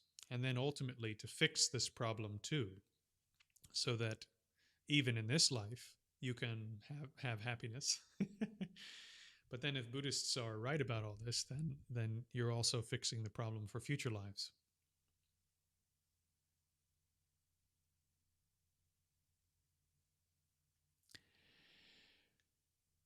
Yeah. So Scarf, I just said this to someone else before you hopped on, but um, my overall goal is that I'm trying to build a community of lay people where we can basically, I want to get people trained up to properly be able to do meditation in the real world. And again, I have a whole sort of method for doing this that trains you how to do it on the cushion, and then do it standing, then do it walking, then do it while engaged in real activities like working and talking to people and whatever. And then once you can do this, then your training stops being something you do on your cushion and becomes something that you're doing all the time. And then once your training is something you're doing all the time, it's like you're in retreat all the time. It's like you're trained, like, yes, you'd make more progress in a proper retreat, but at least now you have the ability to train 8, 10, 16, 18 hours a day. And so your ability to actually make progress in meditation gets much greater than it was. And so I want to train people in this type of technique. And then if you want to do retreat and train in your individual lineages and do all the rest of it, absolutely do that. But I'm also building this community so that us lay people who wouldn't otherwise have the financial ability, for example, to enter into long-term retreat after people have been a member of the community that I'm building for 3 or 4 years, let's say, and have completed requisite training so they know what meditation is, they know the steps and stages, they know the techniques, blah, blah, blah, that the community itself would be able to support them financially when they went into retreat.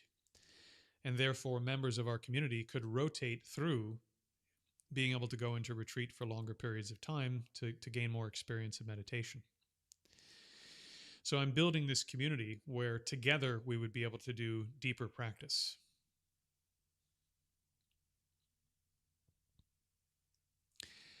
Yeah. Yeah, absolutely. So the Buddha said we should meditate. Oh, sorry. Let me complete the other thought. So if you'd like to do some serious training in the style that I'm training and you want to do it with a Buddhist flavor, that's my main flavor.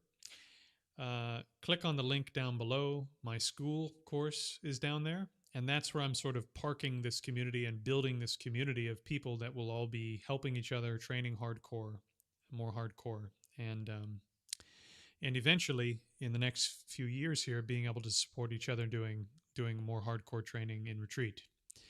So definitely click that link down below and sign up there. At this time, because I'm working really hard to produce a lot of content, a lot of educational material, and to get some people trained up to be able to do this stuff, it really means a lot. Everyone who signs up or contributes to the GoFundMe down below is really important right now. Right. Okay. So that being said,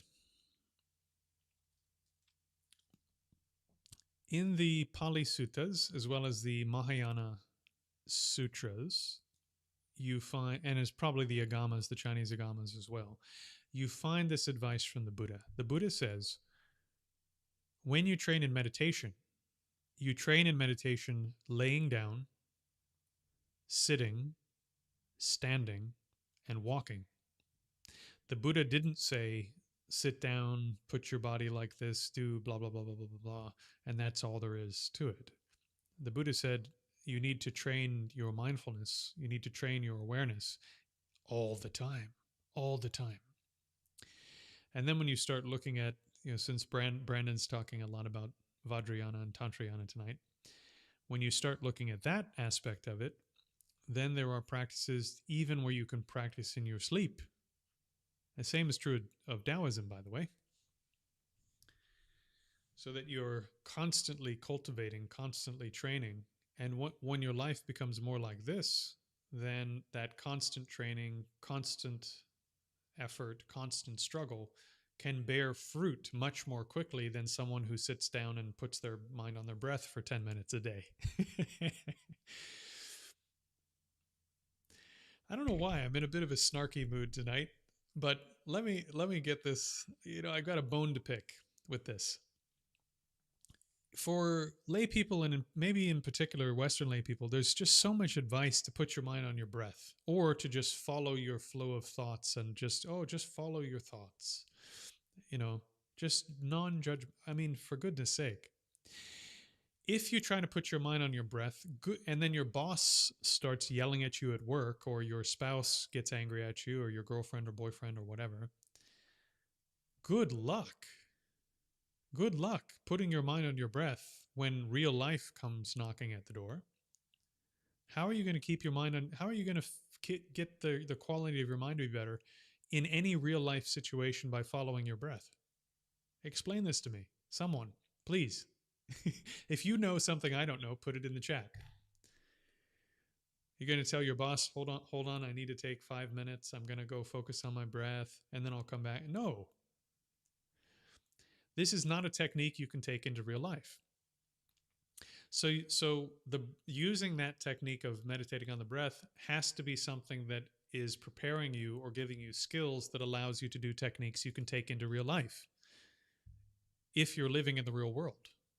Now, if you were in retreat or you were a monk or a nun and you were living, well, yes and no.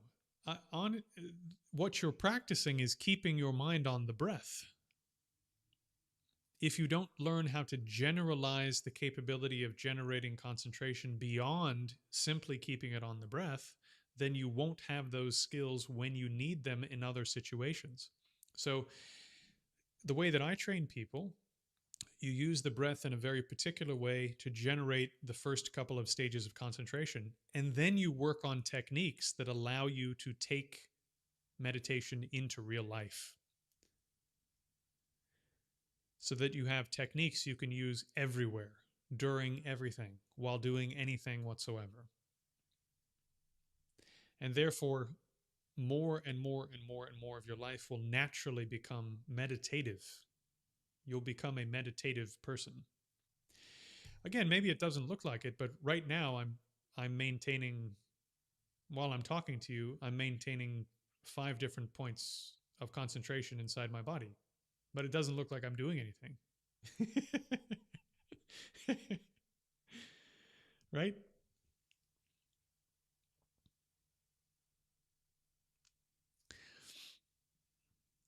I mean, it looks like I'm just sitting here talking to you. Probably looks like my mind is running at 1,000,000 miles an hour. Internally, internally, very few thoughts. And my mind is holding five points inside the body. So I can maintain concentration and I can maintain a very low load, I suppose, of conceptual thought, even in the midst of conversation. How do you do that? You train to do it. And then if I wanted to go from talking and chit-chatting and all this to training back, again, I'm not saying all this because I'm trying to tell you how special or cool I am. I'm telling you this because, yeah, exactly. That's the question to ask. How do you do this? Because most of your life will be spent in this kind of condition. Not watching videos on the internet, hopefully, but in a condition where you're talking to people, you're in the real world, you're doing work. And if the only concentration skill you have is that you can put your mind on your nose, good luck. Now, if you were going to go into retreat and live in retreat for like 8 or 10 years, you could gain deep concentration on the breath, and then your teachers would tell you how to transition that to consciousness and other objects, and that's fine. It works. I'm not saying it doesn't work in retreat, but in the real world, it doesn't work very well. Okay, Scarf. Also, Scarf, before you go, reach out to me on Facebook, because if you're going to go to the school, as I said to someone else a few minutes ago, it's really, really, really important to me that I talk to you. So reach out to me on Facebook.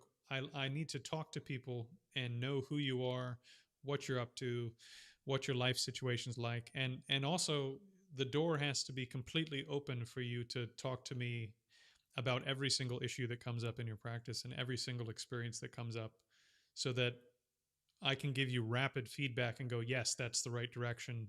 Those are the right signs. This is working. That's not working. Focus on this. Don't focus on that, so that you don't get stuck.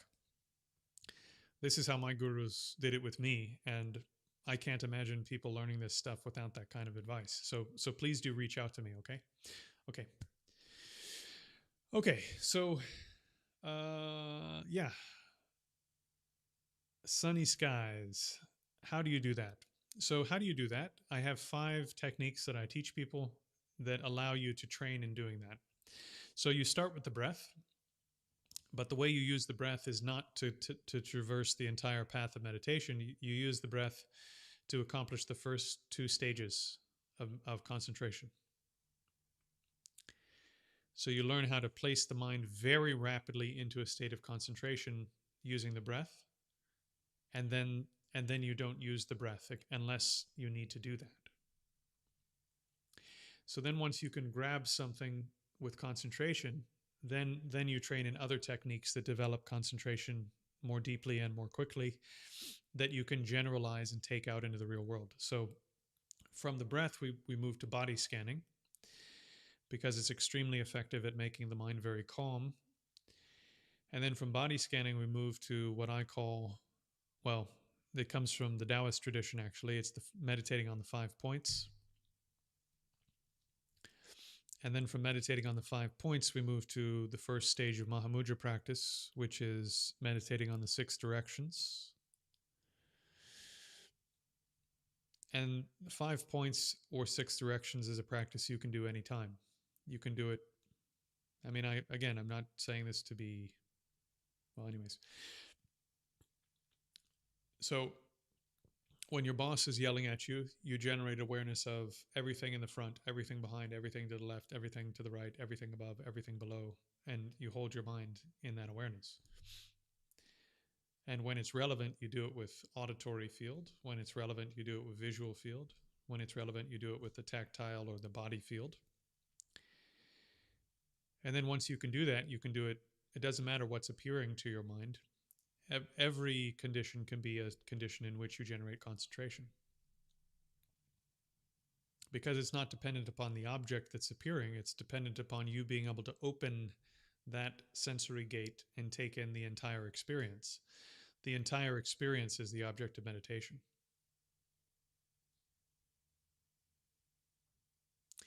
And the interesting thing about that style of meditation is that it gives you much more insight into who and what you are than focusing on the breath. And since you can generate it anywhere, anytime, it's much, much, much better for doing practice in real life. You see? And now finally, I said watching your mind. Good luck watching the flow of your thoughts. You know, I hope I'm not don't sound too mean when I say this. Because I don't mean it that way. But good luck just watching the flow of your thoughts if your mind is running around to your 5 external senses. Good luck. And good luck simply observing the flow of mental content if you can't stop your mind from becoming involved with mental content.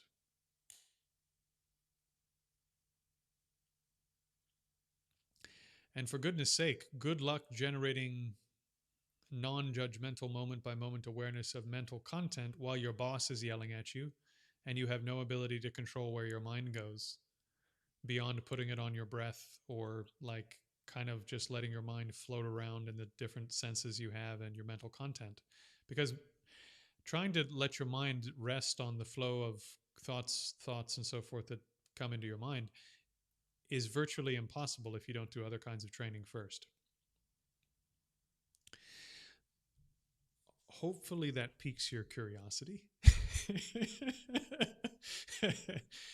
Let me explain to you the way that I train people in this, and hopefully that will make some sense out of it. Hopefully it'll be something worth hearing, okay? So first, I train people get the mind onto the breath with great intensity and learn how to do that on a drop of a dime, so that you can go from the insane intensity and blah, blah, blah of your normal life and rapidly pull your mind inside. This is what the breath can be very helpful for. In 5 minutes, you can get the mind much sharper, much more inside.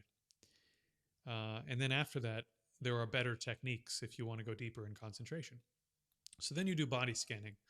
Body scanning is so effective at making your mind calm that the US military trains their soldiers in using body scanning to fall asleep in war zones. Okay? Not a lot of people know this, but if you were trained in the special forces and you were behind enemy lines and everybody wanted to kill you and you have to get a good night's sleep, the US military is going to train you in body scanning. So body scanning is so effective at making your mind calm that it can even make you fall asleep in the middle of a war zone when people are trying to kill you. That's pretty effective. So the next technique I train people in is body scanning. Then once you have deeper concentration because of body scanning and your body's less restless because of body scanning, then I train people in opening the tactile sense gate, which means that you make you become aware of the entire sensory field of tactile sensations. And then you learn how to just let your mind rest or abide like a mirror that reflects everything that appears in the body. Why is that important? Because if you want your mind to be able to turn inwards,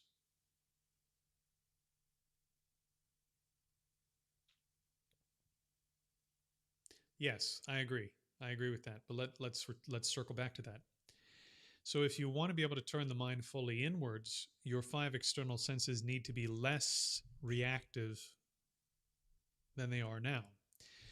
Because your mind is very reactive, as soon as you feel pain over here, your mind goes and it zooms in on the pain, and a whole bunch of your mental bandwidth goes into where the pain is. And so to make your mind less like that, you train in opening the tactile awareness so that the entire tactile field is there and your mind is resting like a mirror, simply observing whatever occurs without chasing any of it, without zooming in on any of it. It's just aware of the whole field. And then you do the same with vision, so that the mind is aware of the entirety of vision. Then you do the same with hearing, so the mind's aware of the entirety of the auditory field, which, by the way, stretches out for miles. So this also prepares you for meditating on consciousness, which is formless. Hearing is very close to consciousness, as a side note. Next, smell, and then finally taste. And therefore, having made all 5 of the external senses less reactive, and those techniques are something you can take everywhere in your life, so you can do a lot of practice off the cushion, then you turn the mind to consciousness. And when you turn the mind to consciousness, finally, you're very aware when your mind moves to the body or to sound or to smell or to taste, because you have trained the mind to be aware of, when is my mind moving to one of my senses? And you've made the senses, in addition to that, way less reactive than they were previously. See what I mean? So now when you go, okay, I'm going to observe the flow of thoughts now, your mind just goes and just starts to turn in. And when the mind starts to pull outwards towards one of the external senses, your instinct will be bang, like a mirror. Just fill that sensory gate, non-reactive, bang, back inside, back to consciousness. And so you gain this ability to be aware of where your mind is moving, where the bandwidth of your attention is moving, and then you can actually observe the flow of thoughts. Then once you can observe the flow of thoughts, eventually you'll find gaps between the thoughts. And when you find gaps between the thoughts, eventually you'll gain a sense of what consciousness is like when there are no thoughts. And then you can concentrate on that. And then you can eventually do analysis of all of your 5 external senses and your consciousness and your body. And then you're doing vipassana. So then you're investigating the nature of reality. And then for the rest of it, what I call Foundation 5 is rumination meditation, because you need to retrain your instincts in the real world. Your reactions are screwed up, like at least half the time in the real world. And that problem is not going to go away next Tuesday. So in terms of relative difficulty, it's much easier to just retrain the BS that's on the surface of your mind, so that you do less things during your normal life that harm you and harm other people. So as one of my teachers says, you make the workshop a better place to do the work in, so that your mind has more loving kindness, more compassion, more patience, more generosity. And through that work, the quality of your mind in general is much better. and the quality of your life in general is much better. And therefore, when you go to sit down on that black cushion at the end of the day, your mind is already calmer, already more at peace, and you'll make progress. So these are the 5 techniques that I teach: intensive breath meditation, body scanning, and then two bridging techniques: learning to do concentration while standing, learning to do concentration while walking, and then the opening the sense gates, and then rumination. So through this, you learn how to transform your whole life into the training. Well, most of your life. You could add on a couple more pieces there if you wanted to do some more things, but these skills will give you the ability to do, I think, most other types of meditation on the planet. In terms of my studies, I haven't found anything which won't fit into one of these categories or be enhanced by one of these categories. So that's it. These are skills you can take into real life. And if you train in the techniques for taking them into real life, then you can train all the time.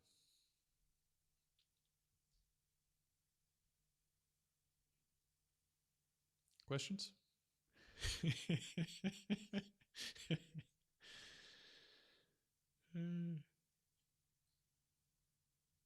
I'm having such a good time with all of you. Thank you all for being here. You really do make all this worth doing. And even if you haven't said on anything on the stream, or I don't know you, I hope you're doing well, truly. And I hope you do well. I hope things turn out well for you.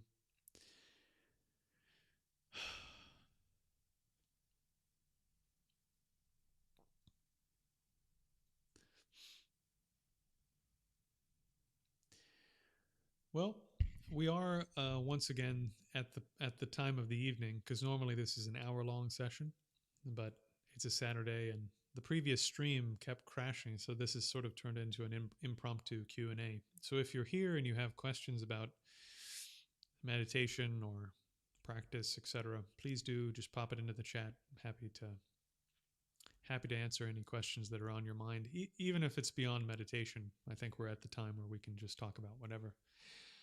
Also, if any of you want to do some practice, I'm happy to do a bit more practice with you tonight.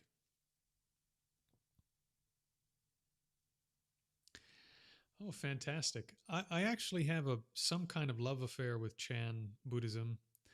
It's like an unrequited love. I keep wanting to learn more about it and wanting to really train in it seriously and find a good teacher in it, and I just haven't yet.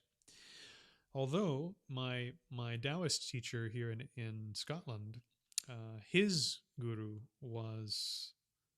had one of his teachers was a Chan monk, so I have a little bit of that Chan flavor coming through his teachings. Yeah, very interesting fellow. Very, very interesting. He's trained in Chinese Tantra, Chan, and then of course Chinese Taoism, as well as a number of other things.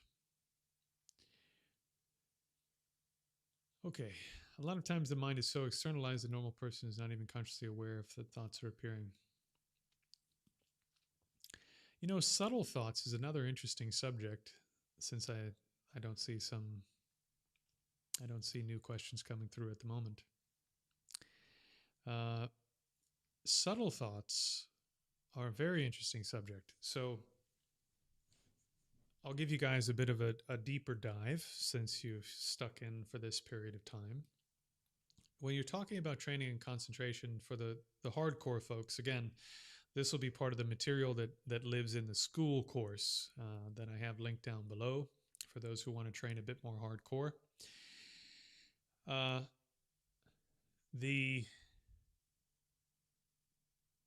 There are there are 2 main mental factors that stop you from entering a deep state of concentration. And those 2 come in 2 grades each. So there's 4. So the first one is called excitement. You can also translate it as flightedness or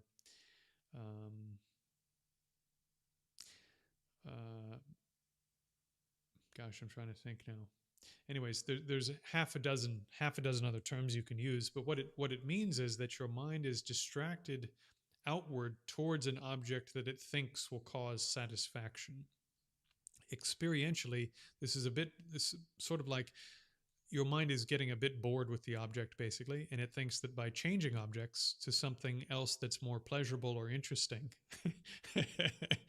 will fix the boredom. Will fix whatever it thinks the problem is with the meditation object. And so it jumps off the object and tries to engage with some other object. Now that could be something that appears to your five senses, or it could be something imagined or remembered in your mind.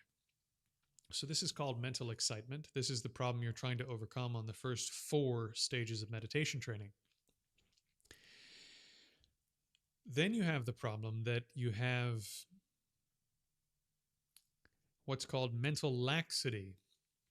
So the next problem that you have after you've overcome mental excitement is that your mind will sink, they say, sort of sink. The mind draws inwards and it becomes calm, and that feeling of being calm is nice. And so your mind draws in towards and concentrates on this nice feeling of calmness. And because of this, it loses lucidity or brightness or cognitive freshness. So since it loses lucidity and brightness, cognitive freshness, they actually say you will get stupider by sitting in that kind of meditation. Why? Because you're training the mind to be less discerning. It's just sitting there in a sort of stupor that you have deliberately created. And this is true, actually. There are modern meditators who, I hate to say, but like a lot of times if you call meditation centers and Dharma centers, people pick up the phone and like they can't talk to you very quickly. They don't know what's going on. They're not very well organized, blah, blah, blah. And this is, I think, in part because they're resting their mind in a state of calmness without lucidity. So it'll actually make you less capable as a person to do this. And so if you've ever been driving or walking somewhere or whatever, or studying something when you're really tired and you go, okay, got to be awake, got to wake up, come on, where you just sort of brighten your mind up and try to be awake. This is then what you have to do. So once the mind is stable, then it will start to sort of sink into a stupor. And you have to pull it out of that stupor deliberately and make it bright and fresh in the way that it's knowing or cognizing the selected object of meditation. Then once you overcome that laxity or dullness, as it's called, then the next problem you have,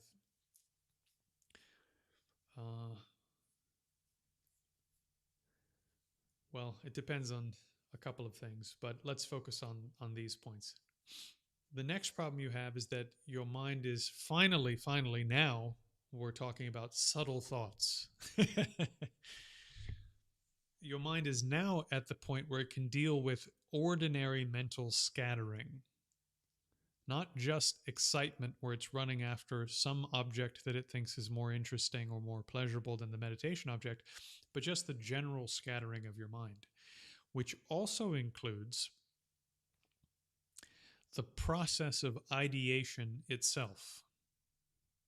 So before a thought has formed, your mind is moving, preparing to generate a thought. This is called ideation. In the text, it's sometimes described like being in the mountains and in the wintertime, and the river is frozen. Yeah, I'm with you on this. Pavlova, I'm with you on this 100%. 100%. I'll say more about that in a minute. So this is the subtle thinking process is a bit like when you're looking at a river in the middle of winter, and even if you've never done this, it'll still make sense to you. And you can hear that there's water moving under the ice. You can hear it bubbling under there and moving, but you can't see it. It's just frozen on the surface. And when you start to detect in your meditation, when you start to detect the process of ideation, that's what it's like. The mind is in a state of concentration, it's bright and lucid, but there's just this movement in the mind that if you don't attend to it and do something about it, eventually it'll give rise to a thought and pull your mind off the object. You see? So if you don't do something about it, it'll continue going and eventually give rise to something that pulls you out of the meditation. And so you have to learn how to tighten the concentration ever so slightly without making it so tight that you excite the system and pull yourself out of meditation. You just gently tighten so that that stops. And then once that stops, the mind again begins to slightly, well, actually, no, it doesn't sink. Then you have to spend a lot of time in meditation in this condition where the mind is lucid, the mind is stable, ideation has stopped. The process of ideation before an idea forms has stopped, but the mind is not stunningly, incredibly, vibrantly fresh. And the simple lack of stunningly, vibrantly, incredibly fresh awareness of the meditation object that is so powerful and incredible that it blows your socks off, just simply not having that is called subtle mental dullness. Subtle mental dullness. So subtle mental dullness is, they say in most of the meditation texts from the sort of middle Indian period up through all the Tibetan commentaries, they say this is actually the biggest problem, because it will seem as though your meditation is perfect until you have the experience of that dullness not being there, that very, very subtle dullness not being there. It'll seem like your meditation's absolutely perfect, except that you're missing this mental quality. And the trouble is that, once again, if you continue holding your mind in this state that doesn't have this incredibly intense, vibrantly fresh lucidity to it, then you'll become stupider. You'll become less discerning. Your thinking will be sloppier. Your thoughts, when you have them, won't be as sharp and crystal clear. You'll lose your discernment. And you need that discernment quality to do vipassana. Without discernment, you can't do vipassana. This is why, by the way, it's included in the 5 aggregates. Discrimination is sometimes called. So your faculty to discern the differences between things is critical for doing meditative analysis. You need discrimination or discernment to be able to liberate yourself from suffering. So losing that quality or reducing that quality is a huge problem, right?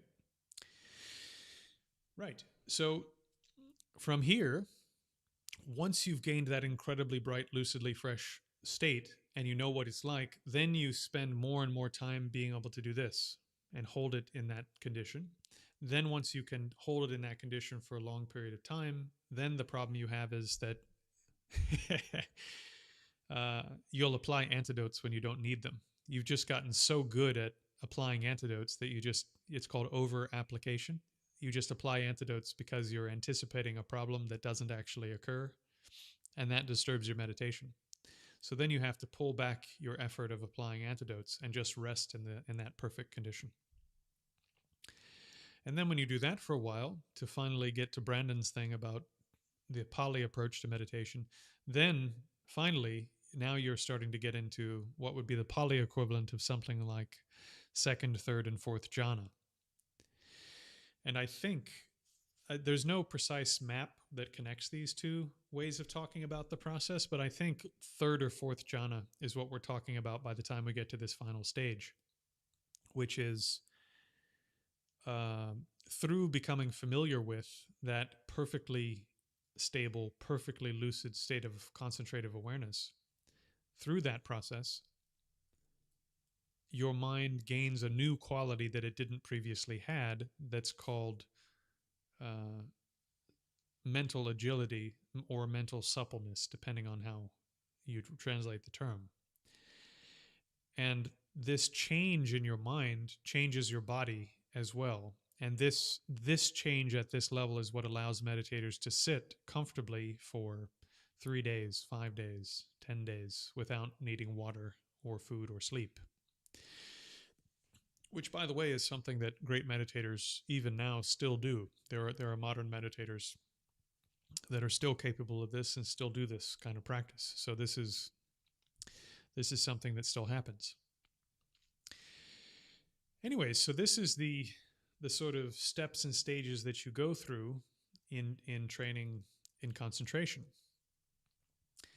And then once you have that ability to do really profound concentration, then you can use that like a really sharp knife to start attacking your ignorance and delusions and problems and your cognitive errors, because your mind is now like this brilliantly sharpened tool.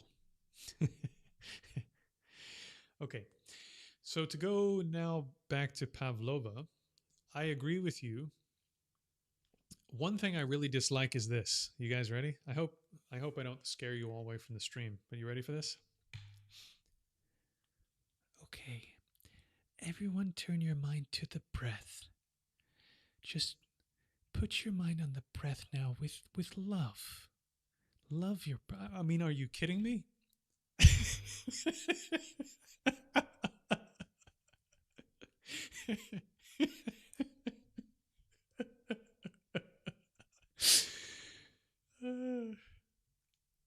The reason I dislike this so much is that it can't possibly work.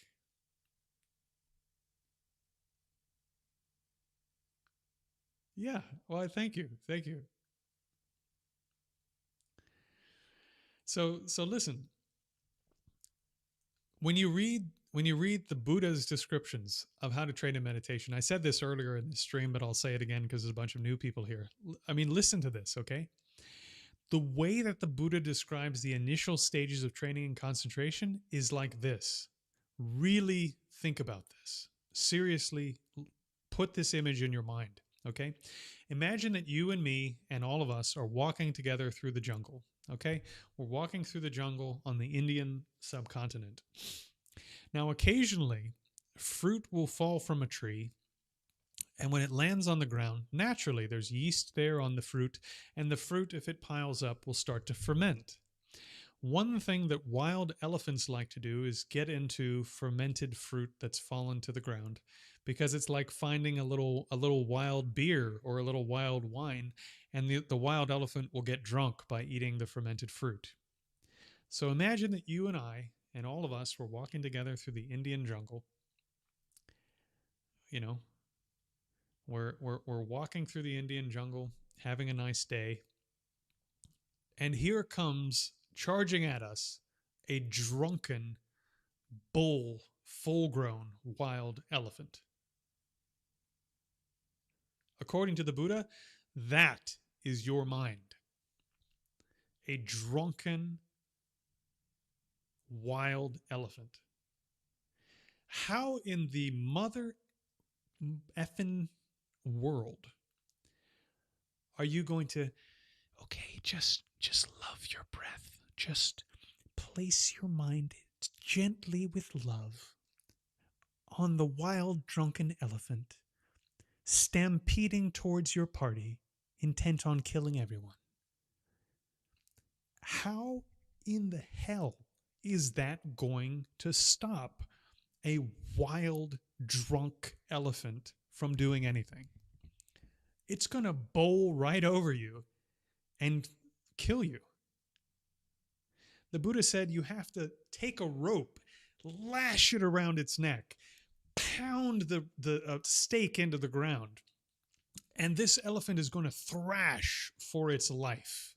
And then you have to take a hook with a sharp edge on it, stick it into the soft part of the elephant like an elephant trainer would do, and pull on it to stop it from thrashing around because it's in pain. This is the imagery that they use. So how in the hell did we end up with Western Dharma centers where they're doing ASMR? You know what I mean? Why is it that the most popular videos on YouTube for meditation is, with due respect, I'm not making fun of young women, in any way or disrespecting young women in any way, but why is it all like 19-year-old yoga women who speaking in an ASMR voice with nature pictures in the background and spiritual sounding music? That can't possibly help you accomplish the first two stages of meditation. It can't. There's a million things on this planet that will make you feel slightly better, including someone speaking to you in a soft voice, which we all like, including hearing pleasant, soft sounding music, which can calm down your nervous system, including hearing pink noise and white noise and brown noise and every other color of noise that they've come up with on things like Calm app. Yes, all of those things can calm you down slightly, but being calmed down slightly doesn't accomplish the first two stages of concentration at all. Not even a little bit.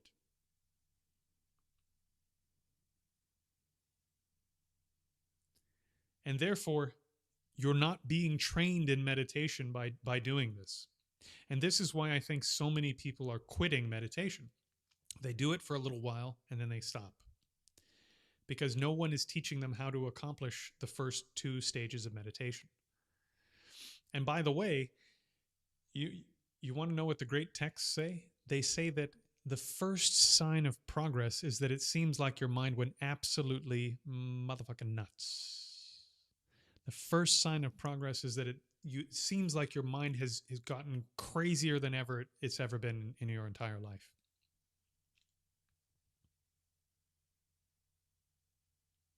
So the reason for this is that I've used this analogy earlier in the stream, but there's a lot of and it can't be a quick fix. It's not a quick fix. It's a get rich slow scheme. It's not a get rich quick scheme. Enrich your mind slowly scheme. Oh my goodness. So I used this analogy earlier in the stream, but it's like a child learning to pick up a ball. They pick up the ball and they drop it right away. And then they pick the ball up again and they drop it right away. And they pick up the ball again, they drop it right away. That's what the first stage of meditation is like. And so when you can hold the ball for the first time, you should be confronted by the fact that you can't hold the ball for very long.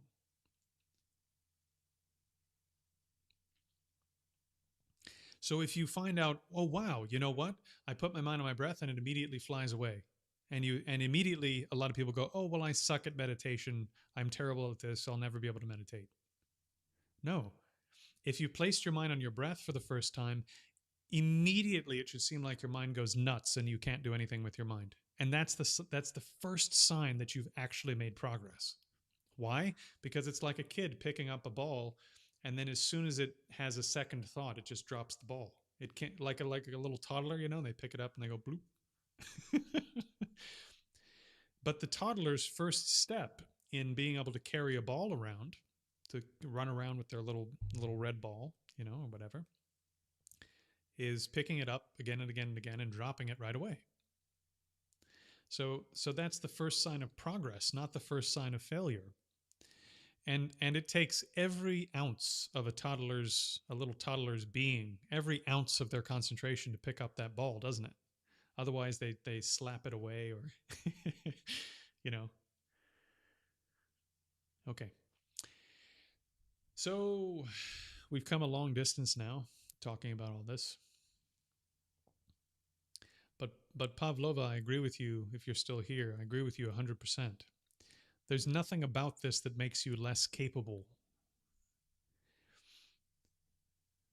The great masters of this that I've met are not laid back people.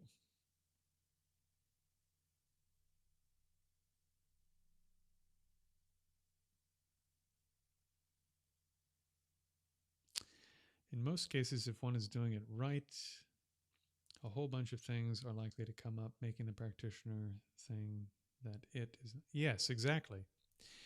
As soon as the kid picks up the ball, it drops the ball. And if you went, you know what? I suck at picking up toy balls. I'm just not going to do. I mean, what parent would go, "Oh yeah, my toddler tried picking up a ball the other day, dropped it right away." Yeah, they're probably never going to be able to pick up a ball.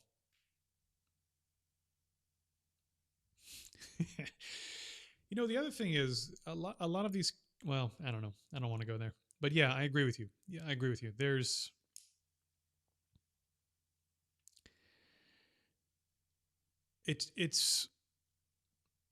I'm actually not criticizing all these lineages. I think the teachers in most lineages, if it's a proper lineage, are fantastic.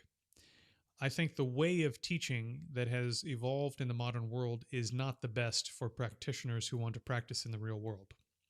And I think the advice that's being given to people in the real world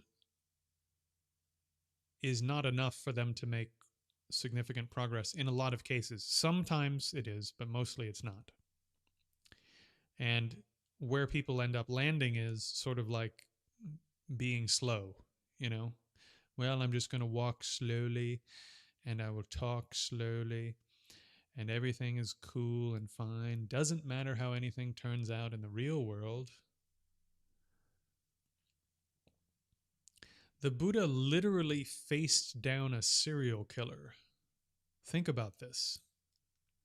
The Buddha met a serial killer on the road who was known for literally wiping out entire villages.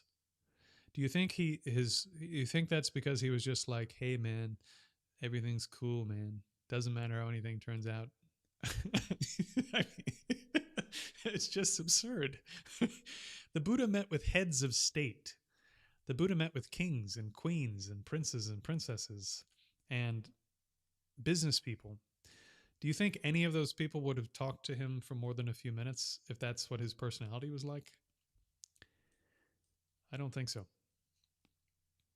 He was one of the sharpest intellects of his day and debated with the most powerful minds of his day and trained with in some cases the most powerful minds and practitioners of his time that he could find before he became the Buddha and after he became the Buddha. Okay, I digress. Is it fair to say that meditation is like turning on a light in an old basement? Let me creatively use that to segue into something else. Uh, my teachers, two of them, have said you need to think about your mind and your body like your workshop that you're doing the work in. If your mind and body are a disaster, your practice will be very hard and you won't want to do very much practice. If your mind and body are comfortable and relatively well organized and pleasant, you'll want to do more practice. Yeah, is that fair to say? So if your workshop is like a dirty, smelly, disorganized old basement that no one's been into in 40 years, you're not going to want to do very much practice, will you? You don't want to go down there where this is like Home Alone, like where the scary furnace is.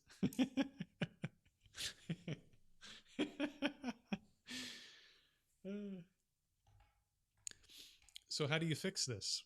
Well, during the day, try to be ethical, try to be a gentleman, try to be a gentlewoman, try to be a conventionally normal, conventionally productive person, conventionally helpful person without being neurotic.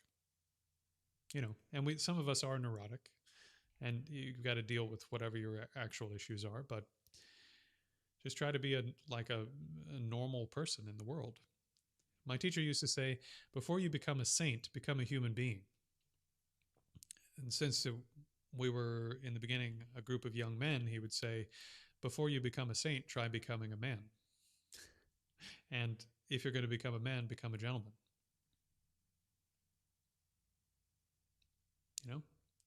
If you can do that, then there's some chance you can start working on your mind. And at the time, I didn't get it at all, but I get it now.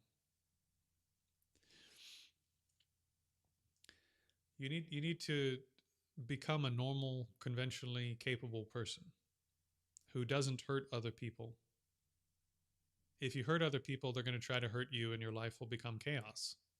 If your life is chaos, not only are you going to feel guilty and remorse, and not only are you going to have all of the internal nonsense to deal with, But the people you hurt and the stuff you did wrong, it's going to start screwing up your external life. And that instability will make it really difficult to do your training.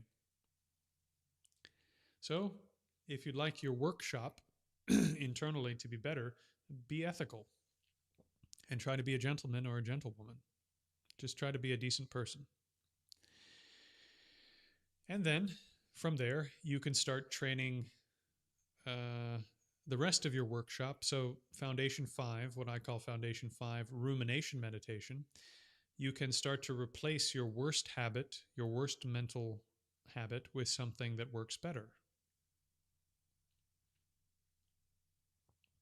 So, if you're arrogant or you're lazy or you're super clingy or you're deeply involved with collecting tiny trains or something,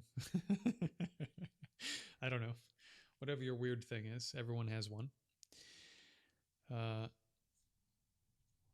You can start to chip away at the inappropriate types of mental activity that you have by applying antidotes to those. That's what you do in rumination meditation, so that there's less nonsense in your workshop. And then through some exercise and through doing body scanning, you can make the body more comfortable. And then when the body is comfortable and the mind is at ease in a general sense, then it's easier to turn the mind inward. You see?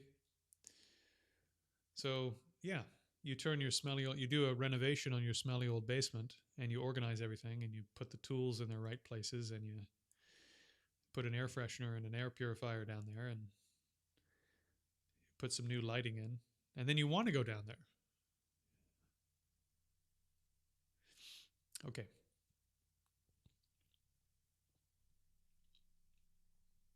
Okay. Marco Antonio, hopefully you're still here. You say there's a center near me in the Goenka lineage. I don't know that it does a 10-day retreat, right? Would you recommend that for beginners such as myself? So I got my start, if we don't count the years of doing martial arts and Chinese martial arts, internal martial arts and things, and reading books. I got my start with a mindfulness retreat, which is similar to Goenka Vipassana. Goenka Vipassana is quite good. My humble view, hopefully I don't offend any Goenka people who might stumble upon this later. Probably not, because, well, that'll become clear. Goenka practitioners tend to be quite territorial. They want you to do nothing but Goenka if you're going to do Goenka. They want you to be involved with no other groups, no other training, no other books, no other anything if you're going to do Goenka. That being said, Goenka is quite good at, I think, especially at the earlier stages of practice. The system is good. What I have not seen is, and it could be there, I don't know, but what I haven't seen is the later stages of the path in their training system. I haven't seen that in their system. And there are quite a few people who have come out of 4 or 5 years of very serious Goenka practice saying they wanted to continue advancing by looking at other stuff and deepening their practice and whatever. And the Goenka people were not about it. You know, they were like, no, if you do that, you can't stay here.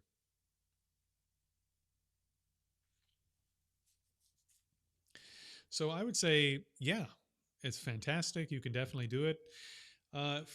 Actually, quite a few people have been mentioning wanting to do a retreat. I would actually be happy if we could get enough people together and it made sense. I'd be happy to arrange a retreat and guide another retreat sometime in the next couple of months. It's up to you guys, though. You know, if you wanted to do one, we can arrange it and go quite deep in terms of our training. So, what I would say is, since we have gotten this far, if all this is helpful to you guys, I'll just throw this out there one more time. What I'm trying to do with the school course is build a more hardcore group of practitioners that want to do retreat, that want to study these things at a deeper level, like we got a little taste of tonight, and who want techniques that they can then bring back into real life. So the things that I teach that we will do on retreat, for example, if you do retreat with me, are things that you can then immediately bring back into real life and use in real life. So it's not just like, well, we did a bunch of breath practice and then you come back to real life and you're like, well, how do I do breath practice? How do I do breath practice? You know, I have all these other problems and other things going on. I can't do this all day. So, yeah, what I would say is for those of you who are interested, and if this has been helpful and useful to you, one of two things would be really, really helpful on my side.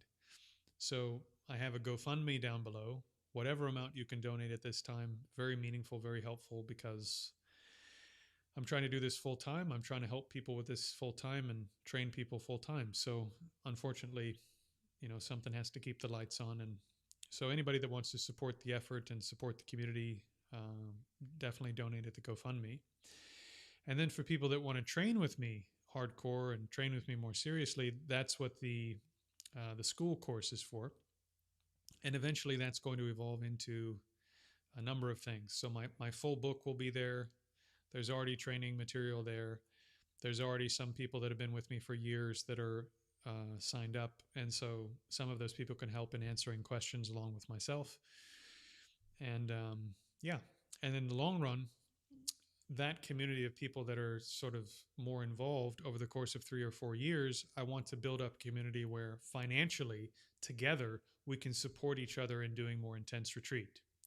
So that if you want to go into retreat for 10 days or even 30 days, that the community could come together and we can rotate through and share the burden of each other's deeper practice. And this is a model that works very well. One of my teachers says in the Taoist tradition, since it was always a lay tradition, this is how you did it. How do you afford going into retreat for 30 days without your life falling apart? Well, you have a group of like 40 other people who are also equally committed to training and deepening their practice. And everybody splits 1/40th of your bills and helps you pay for it so that you can go into retreat for 30 days. And then someone else will want to go into retreat for 30 days, a few months later. And so the community splits the bills for them, right? But between all of us, it ends up being whatever, like $40 or something each. And so through this, we can support all of us doing really intense, deep practice.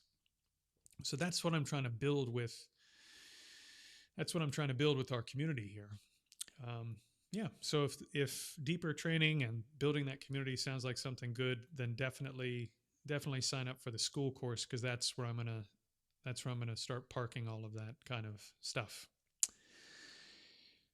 Yes. Okay. So by antidotes, do you mean the opposite emotions, feelings? Yes. Okay. Not trying to be pedantic or strange in getting too weird with language, but I generally don't like to use the word judgment or non-judgmental, and I don't like to use the word openness very much because it's so overused in modern mindfulness literature and modern Vipassana literature, and already carries associations that I don't think are the point. So I have my own ways of talking about it that I think help people get at what you're really trying to do with things like opening the sense gates. And I don't like to use that language because I think it takes you in the wrong direction, with respect. Again, I'm not trying to be weird about it. What I mean when I say applying antidotes is this. So let's say you have a problem with anger, for example. We all have a little bit of a problem with anger. It's one of the 3 poisons of Buddhism. All of us have some anger. So what you would do, for example, we can do a little taste of it right now, since it'd be good to do a little more practice. We've been here a while. So rumination meditation works by combining logic, observation, reasoning to create a new attitude or a new worldview or a new idea or a new motivation. And then once that new understanding or new emotion comes up, then you hold that with concentration. So this is rumination meditation, what I call Foundation 5. So to do rumination meditation, what you do is you combine observations, arguments, logical reasoning to change how you actually feel and think about something. Right? So we're dealing with the stuff that's on the surface of the mind, because your anger is on the surface of the mind. So how you might do this with anger, just as an example, um, let's just do, if you're all willing and interested, let's just do a couple minutes of intense focus on the breath, just to get the mind turned inwards a little bit. And then I'll take you through a quick rumination meditation on patience as the antidote to anger. And then when it comes up, when the actual feeling of, oh yes, the thing to do is actually avoid anger, when that attitude comes up, then just hold that attitude with concentration. And if you can make it very powerful, if it comes up very strongly, very powerfully, then hold it until it fills your whole body. Literally, it should feel like your whole body has been filled up, in the same way that your whole body fills up when you're absolutely outraged, or when you're really, really, I hate to say it again, hopefully you won't think this is too strange, but when you're really turned on by someone and your whole body feels different because of how aroused you are. So our emotions have a physical component that our whole system feels like it's been filled up by really strong emotion. So when a feeling of patience comes up, that's incredibly powerful and fills the whole system, or begins to fill the whole system, what you hold with concentration is that, bang, concentration, right? So we'll go through a few observations, a few arguments, a few logical sort of points related to generating patience. And when the attitude comes up, hold it with concentration. Okay? Okay, so first, a little bit of breath meditation just to calm the mind down and bring it inward. So we won't do the full instructions on this practice, just abbreviated. So first, just breathe in through the nose.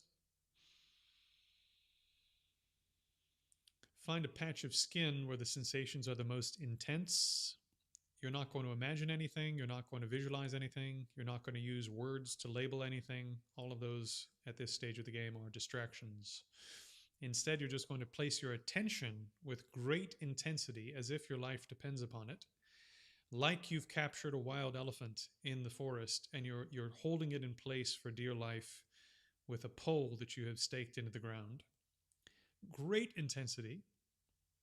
Place your awareness just on those tactile sensations, the actual sensations on that patch of skin in the nostril. Okay? Place it there with great intensity.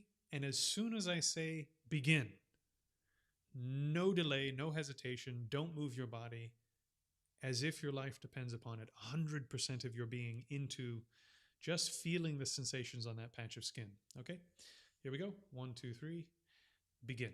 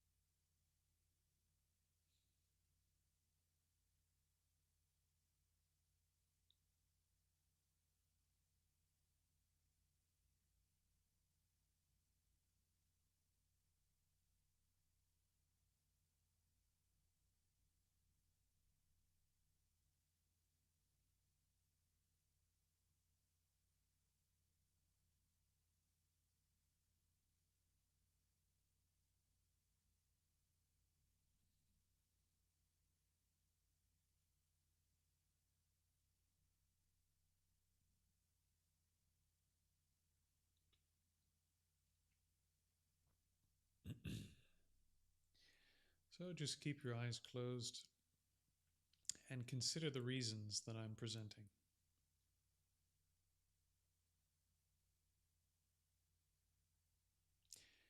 Think about the last time you got angry.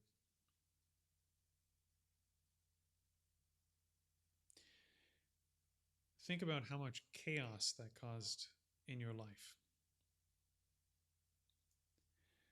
Consider that when you got angry, you couldn't see things clearly, and therefore you said things potentially, right? You said things that weren't honest, that weren't fair, that caused even greater harm than whatever conflict you were involved in was going to cause.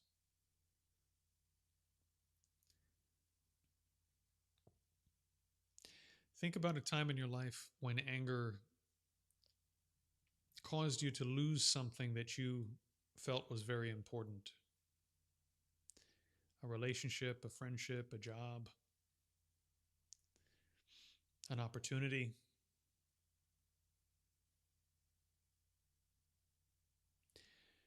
Included in this is frustration. Think about a time where you could have accomplished something great, but because of frustration, which is a type of anger, you quit.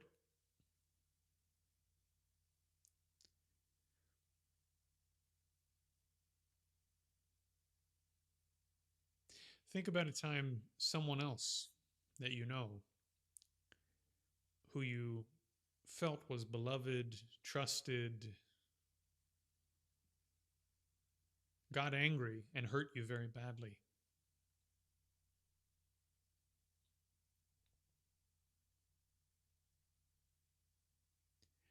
It is true that sometimes the power, the force of anger, out of out of luck, will help you accomplish something good that needed to happen. But in general, anger makes you see things unclearly, and it makes you do things that hurt other people. It makes you do things that hurt you. And so, like this, every moment of anger, actually, including frustration, is incredibly dangerous. It's incredibly dangerous for your life.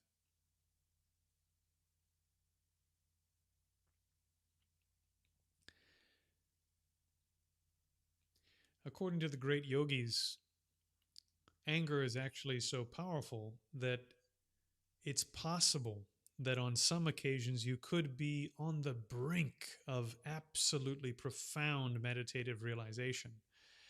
But because of the activity of anger in your mind and in your psychological system, that the realization you were going to have is put off by years, years, years.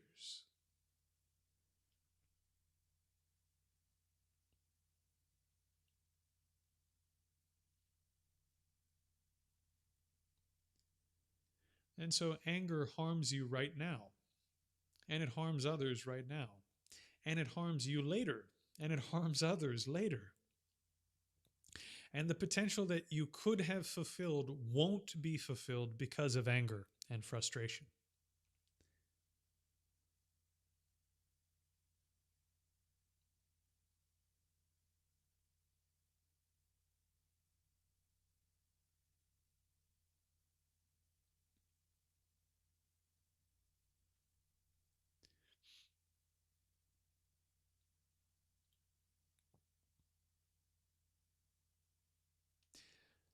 On the other side, if you have patience in difficult circumstances and you don't get frustrated, think about a time where that happened. Think about a time where you started to get frustrated, you stopped yourself, you pushed through, and you accomplished something.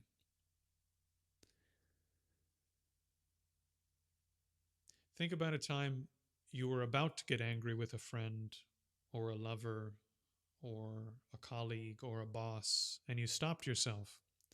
And because of this, things turned out much better than they might have otherwise turned out.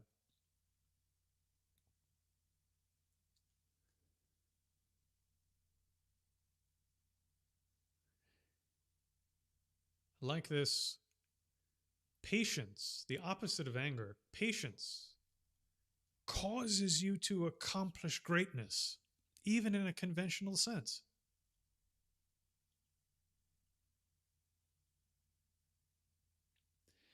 Patience is a best friend that causes you to do incredible things.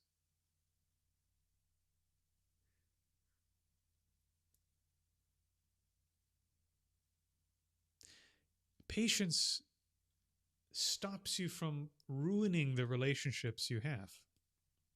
Patience causes you to advance, even in a conventional sense, because other people feel you can be relied upon, that you're not going to be unpredictable, that you're not going to say one thing, promise one thing, be trusted with one thing, and then as soon as you get angry, violate all of this, ruin all this, break the promises.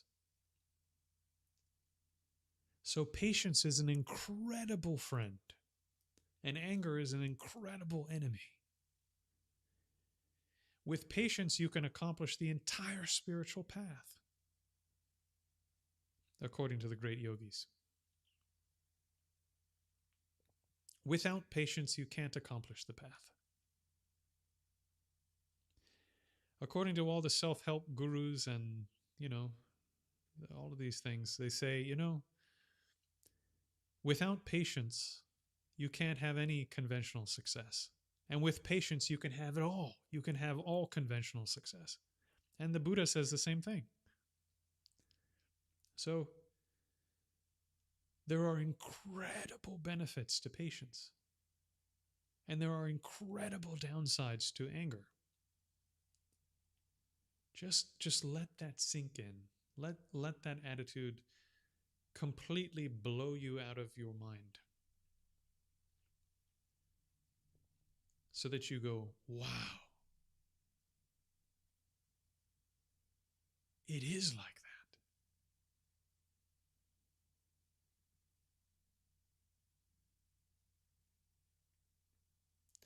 Furthermore, think of a person you know who is really patient. If you know a really, really patient person,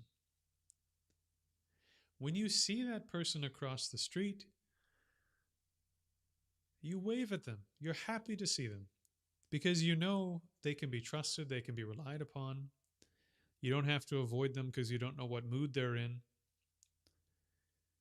You know that they're going to be fairly pleasant. And so you want to be around the patient person. And then think of somebody you know that is easily frustrated, easily angered. You never know what mood they're going to be in.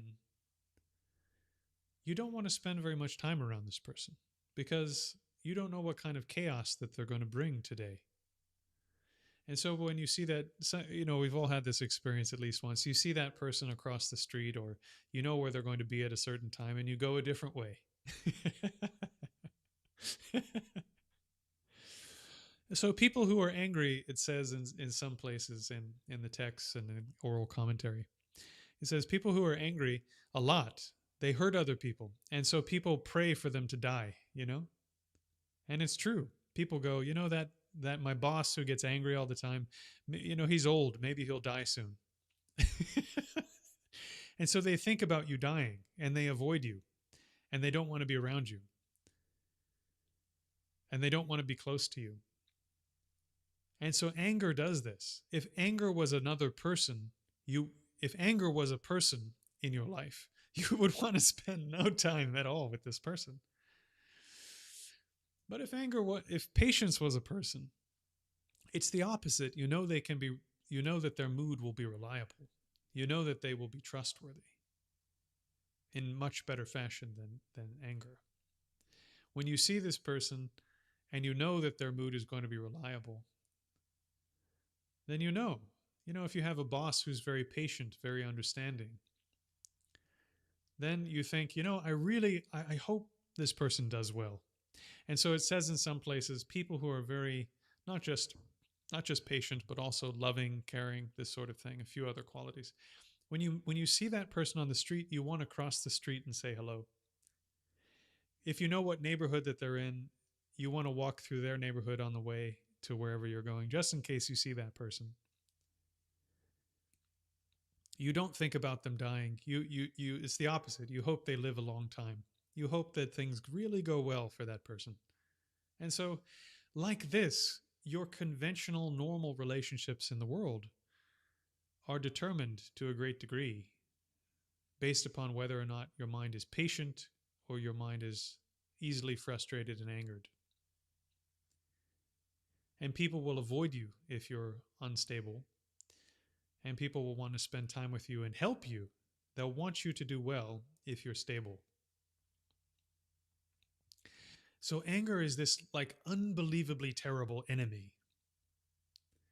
If anger was another person, you would avoid them like the plague. You have no enemies external to you that are worse than your anger. It destroys your spiritual progress. It destroys your friendships. It destroys your opportunities. It stops you from making progress. What enemy have you ever had in your life that did all of this? It is worse than your worst enemy. But patience accomplishes all spiritual practices, makes all of your relationships more stable. Patience makes people like you and want you to succeed. Patience allows you to accomplish all types of conventional success in addition to your spiritual success. Even your best friends aren't as good, really, as your patience. Patience is better than your best friend. Think about this.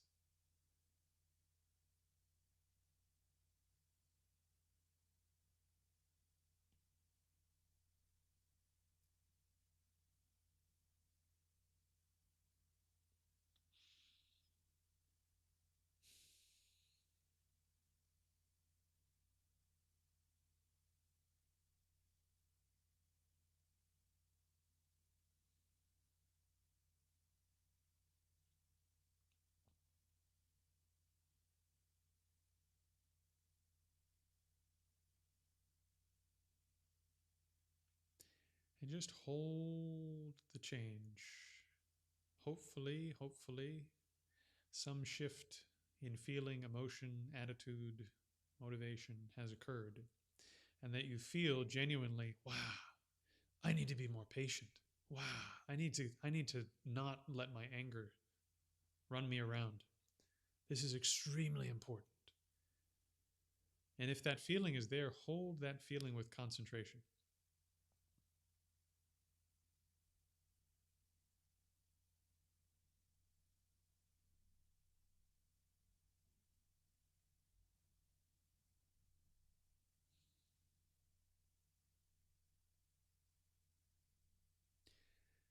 Okay? So if we were going to do this as like a full-on training session on patience, you would then emotion comes a bit like a wave in your awareness. You can sort of see it coming, and then it crests and it kind of crashes and fills your whole system. And then it's going up on the shore of your awareness and sort of thinning out, and you can feel it pulling back and dissolving.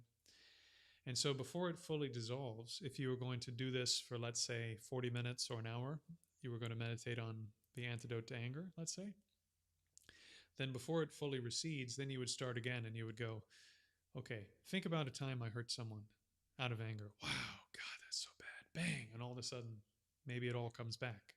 And you go, think about how much harm it causes in the world. Think about how it stops opportunity. Think about how it stops spiritual progress. Think, bang, it occurs again.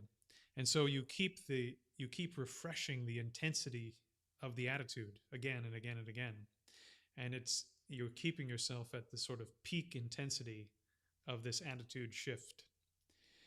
And through doing this, you're training the mind to have this new attitude as a default. So instead of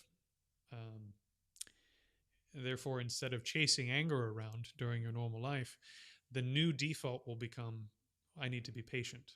Whatever's coming up, patience is the attitude I need to have for this. Right?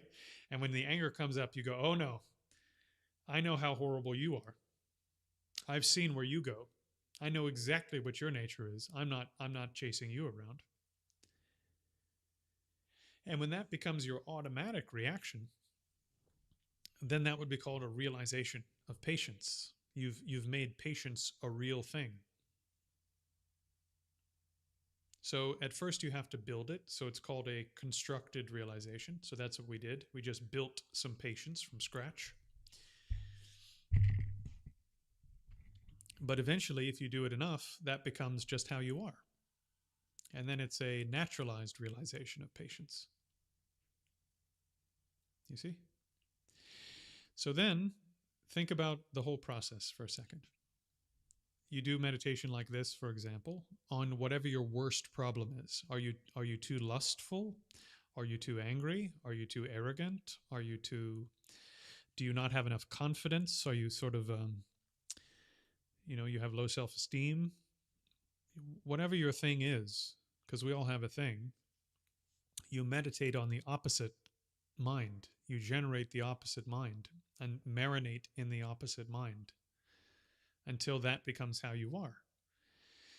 And then throughout the day, you're generating less and less and less types of minds that are making your mind more screwed up. You're making the workshop crappier throughout the day, right? So instead of doing that, you ruminate, you generate the antidotes to all the nonsense. And then by the time you get to the end of the day, the workshop is nice. You were patient all day. There's no new conflict at work. There's no new conflict with your spouse. They got a little angry, but you stayed calm and you worked things out, whatever. And then you get to your cushion and your mind is like ready to go. Ready to go. You didn't cheat on your partner because someone hit on you at the bar or whatever you guys do. I don't know. I don't drink. Because you counteracted your lust. You didn't, I don't know. Anyways, you get the point. So this is the fifth technique that I train people in is rumination.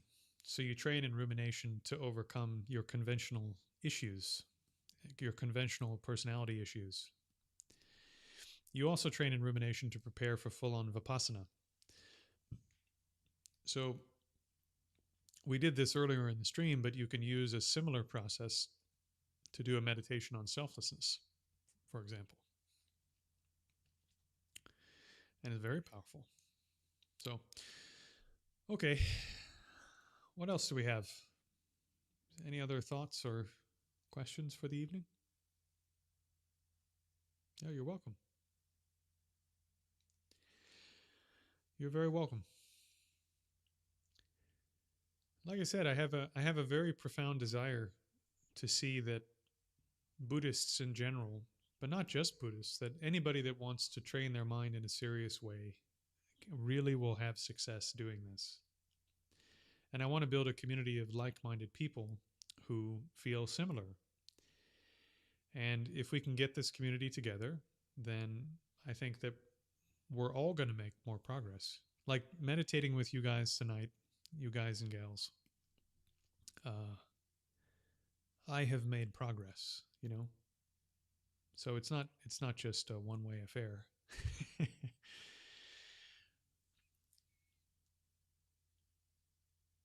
Yeah, yeah. I mean, the thing is that these techniques do work. They do take time. They do take effort. You will fall back and then move forward and fall back and move forward, and life is real life. If you're training in real life, it's harder than training in a circumstance that's set up to just do training, like being a monk or a nun. Unless you're a monk or a nun living in the city, and then you have the worst of both worlds.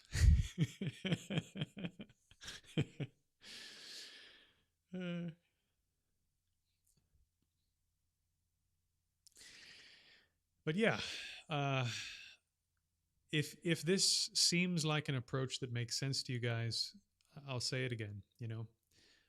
Hop down to the link below, join the school course.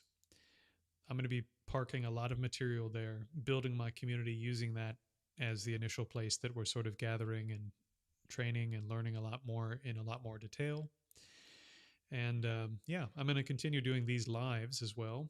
Um, but the level of detail that I can go into on these lives is nowhere near the detail I can go into if, one, you're studying an actual text on the subject, and then two, while you're studying it, other people are asking questions about the same material.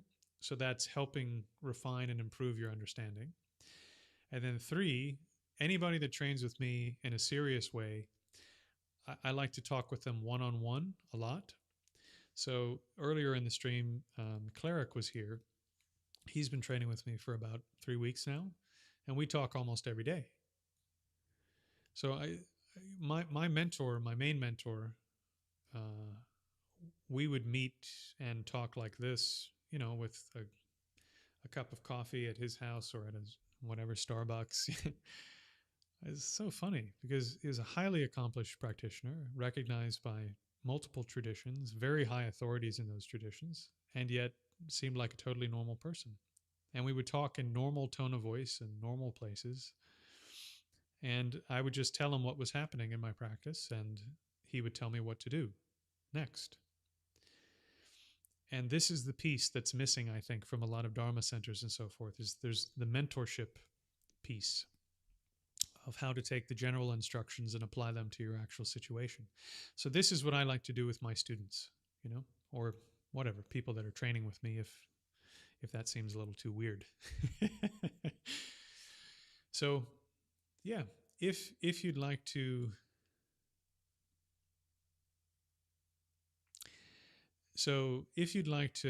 train a bit more seriously and so forth, also reach out to me. Don't just sign up for the school and only do that. Reach out to me through Facebook, and we should talk more sort of one-on-one through Messenger and whatever, so that you can get to know me better, I can get to know you better, and we can really tailor whatever it is we're doing to your actual situation. Because that's really how you learn how to do the practice. There's just so many weird little things that happen in practice that aren't in the texts and aren't in the general instructions, and you need somebody to help you see your way through the little weird odds and ends. I'll give you guys one example, and then, I don't know how you guys are doing. If you want to hang out more, we can tonight. So, for example, one of my students came to me today and said, when I'm focusing on the breath, I can feel that there's pressure building in my head. And that's true. That's something that will happen if you meditate on the nostril, is you will feel pressure building inside your skull. And so he was concerned by this, and I just had to tell him, no, first of all, that's normal. So your anxiety about it needs to go away so that you can do this practice properly without being scared, right? If you're scared about it, then the practice is not going to work very well. And secondly, you only have a certain bandwidth of attention to give to your activities. So if let's say 10 or 20 or 30% of your bandwidth is sort of like looking at your head and inspecting whether or not your skull's going to explode while you're trying to hold the mind on the breath with great intensity as if your life depends upon it, well, that doesn't work. 30% of your mind is looking at your head, and 70% is on the object of meditation. So that's distraction. But there are 1,000 little tiny things like this that you wouldn't think of. And you have to talk to somebody that knows how it works day to day, week to week, month to month, for a long time to just get the basic techniques of what it is you're doing correct.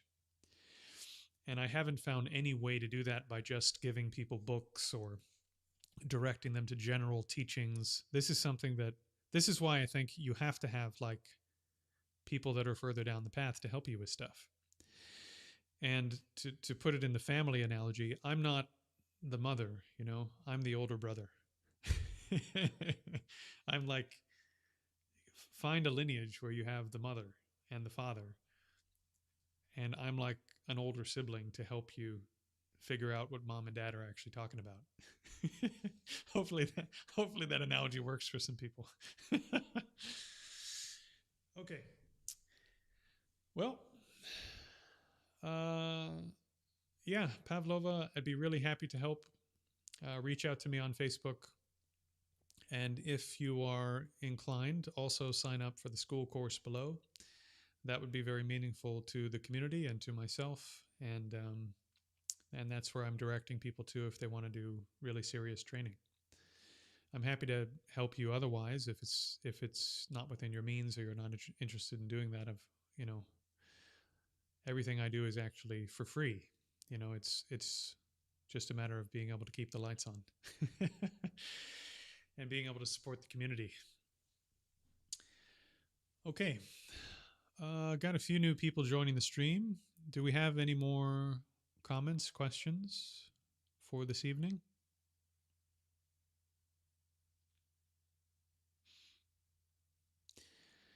I've run out of tea, so if we are going to hang out for a while longer, we may need to take a short tea break.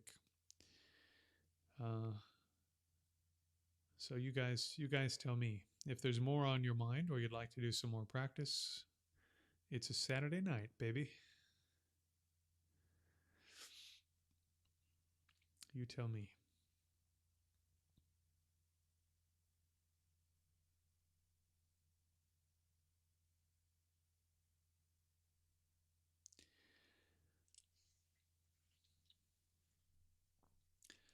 Okay. Well, in that case, it looks like maybe we're drawing to a close. Since we're in the digital era, I also have to say, please do, if you could hit the like button on this stream, that'll help other people find it later and will tell YouTube that what we're doing here is something worth other people discovering.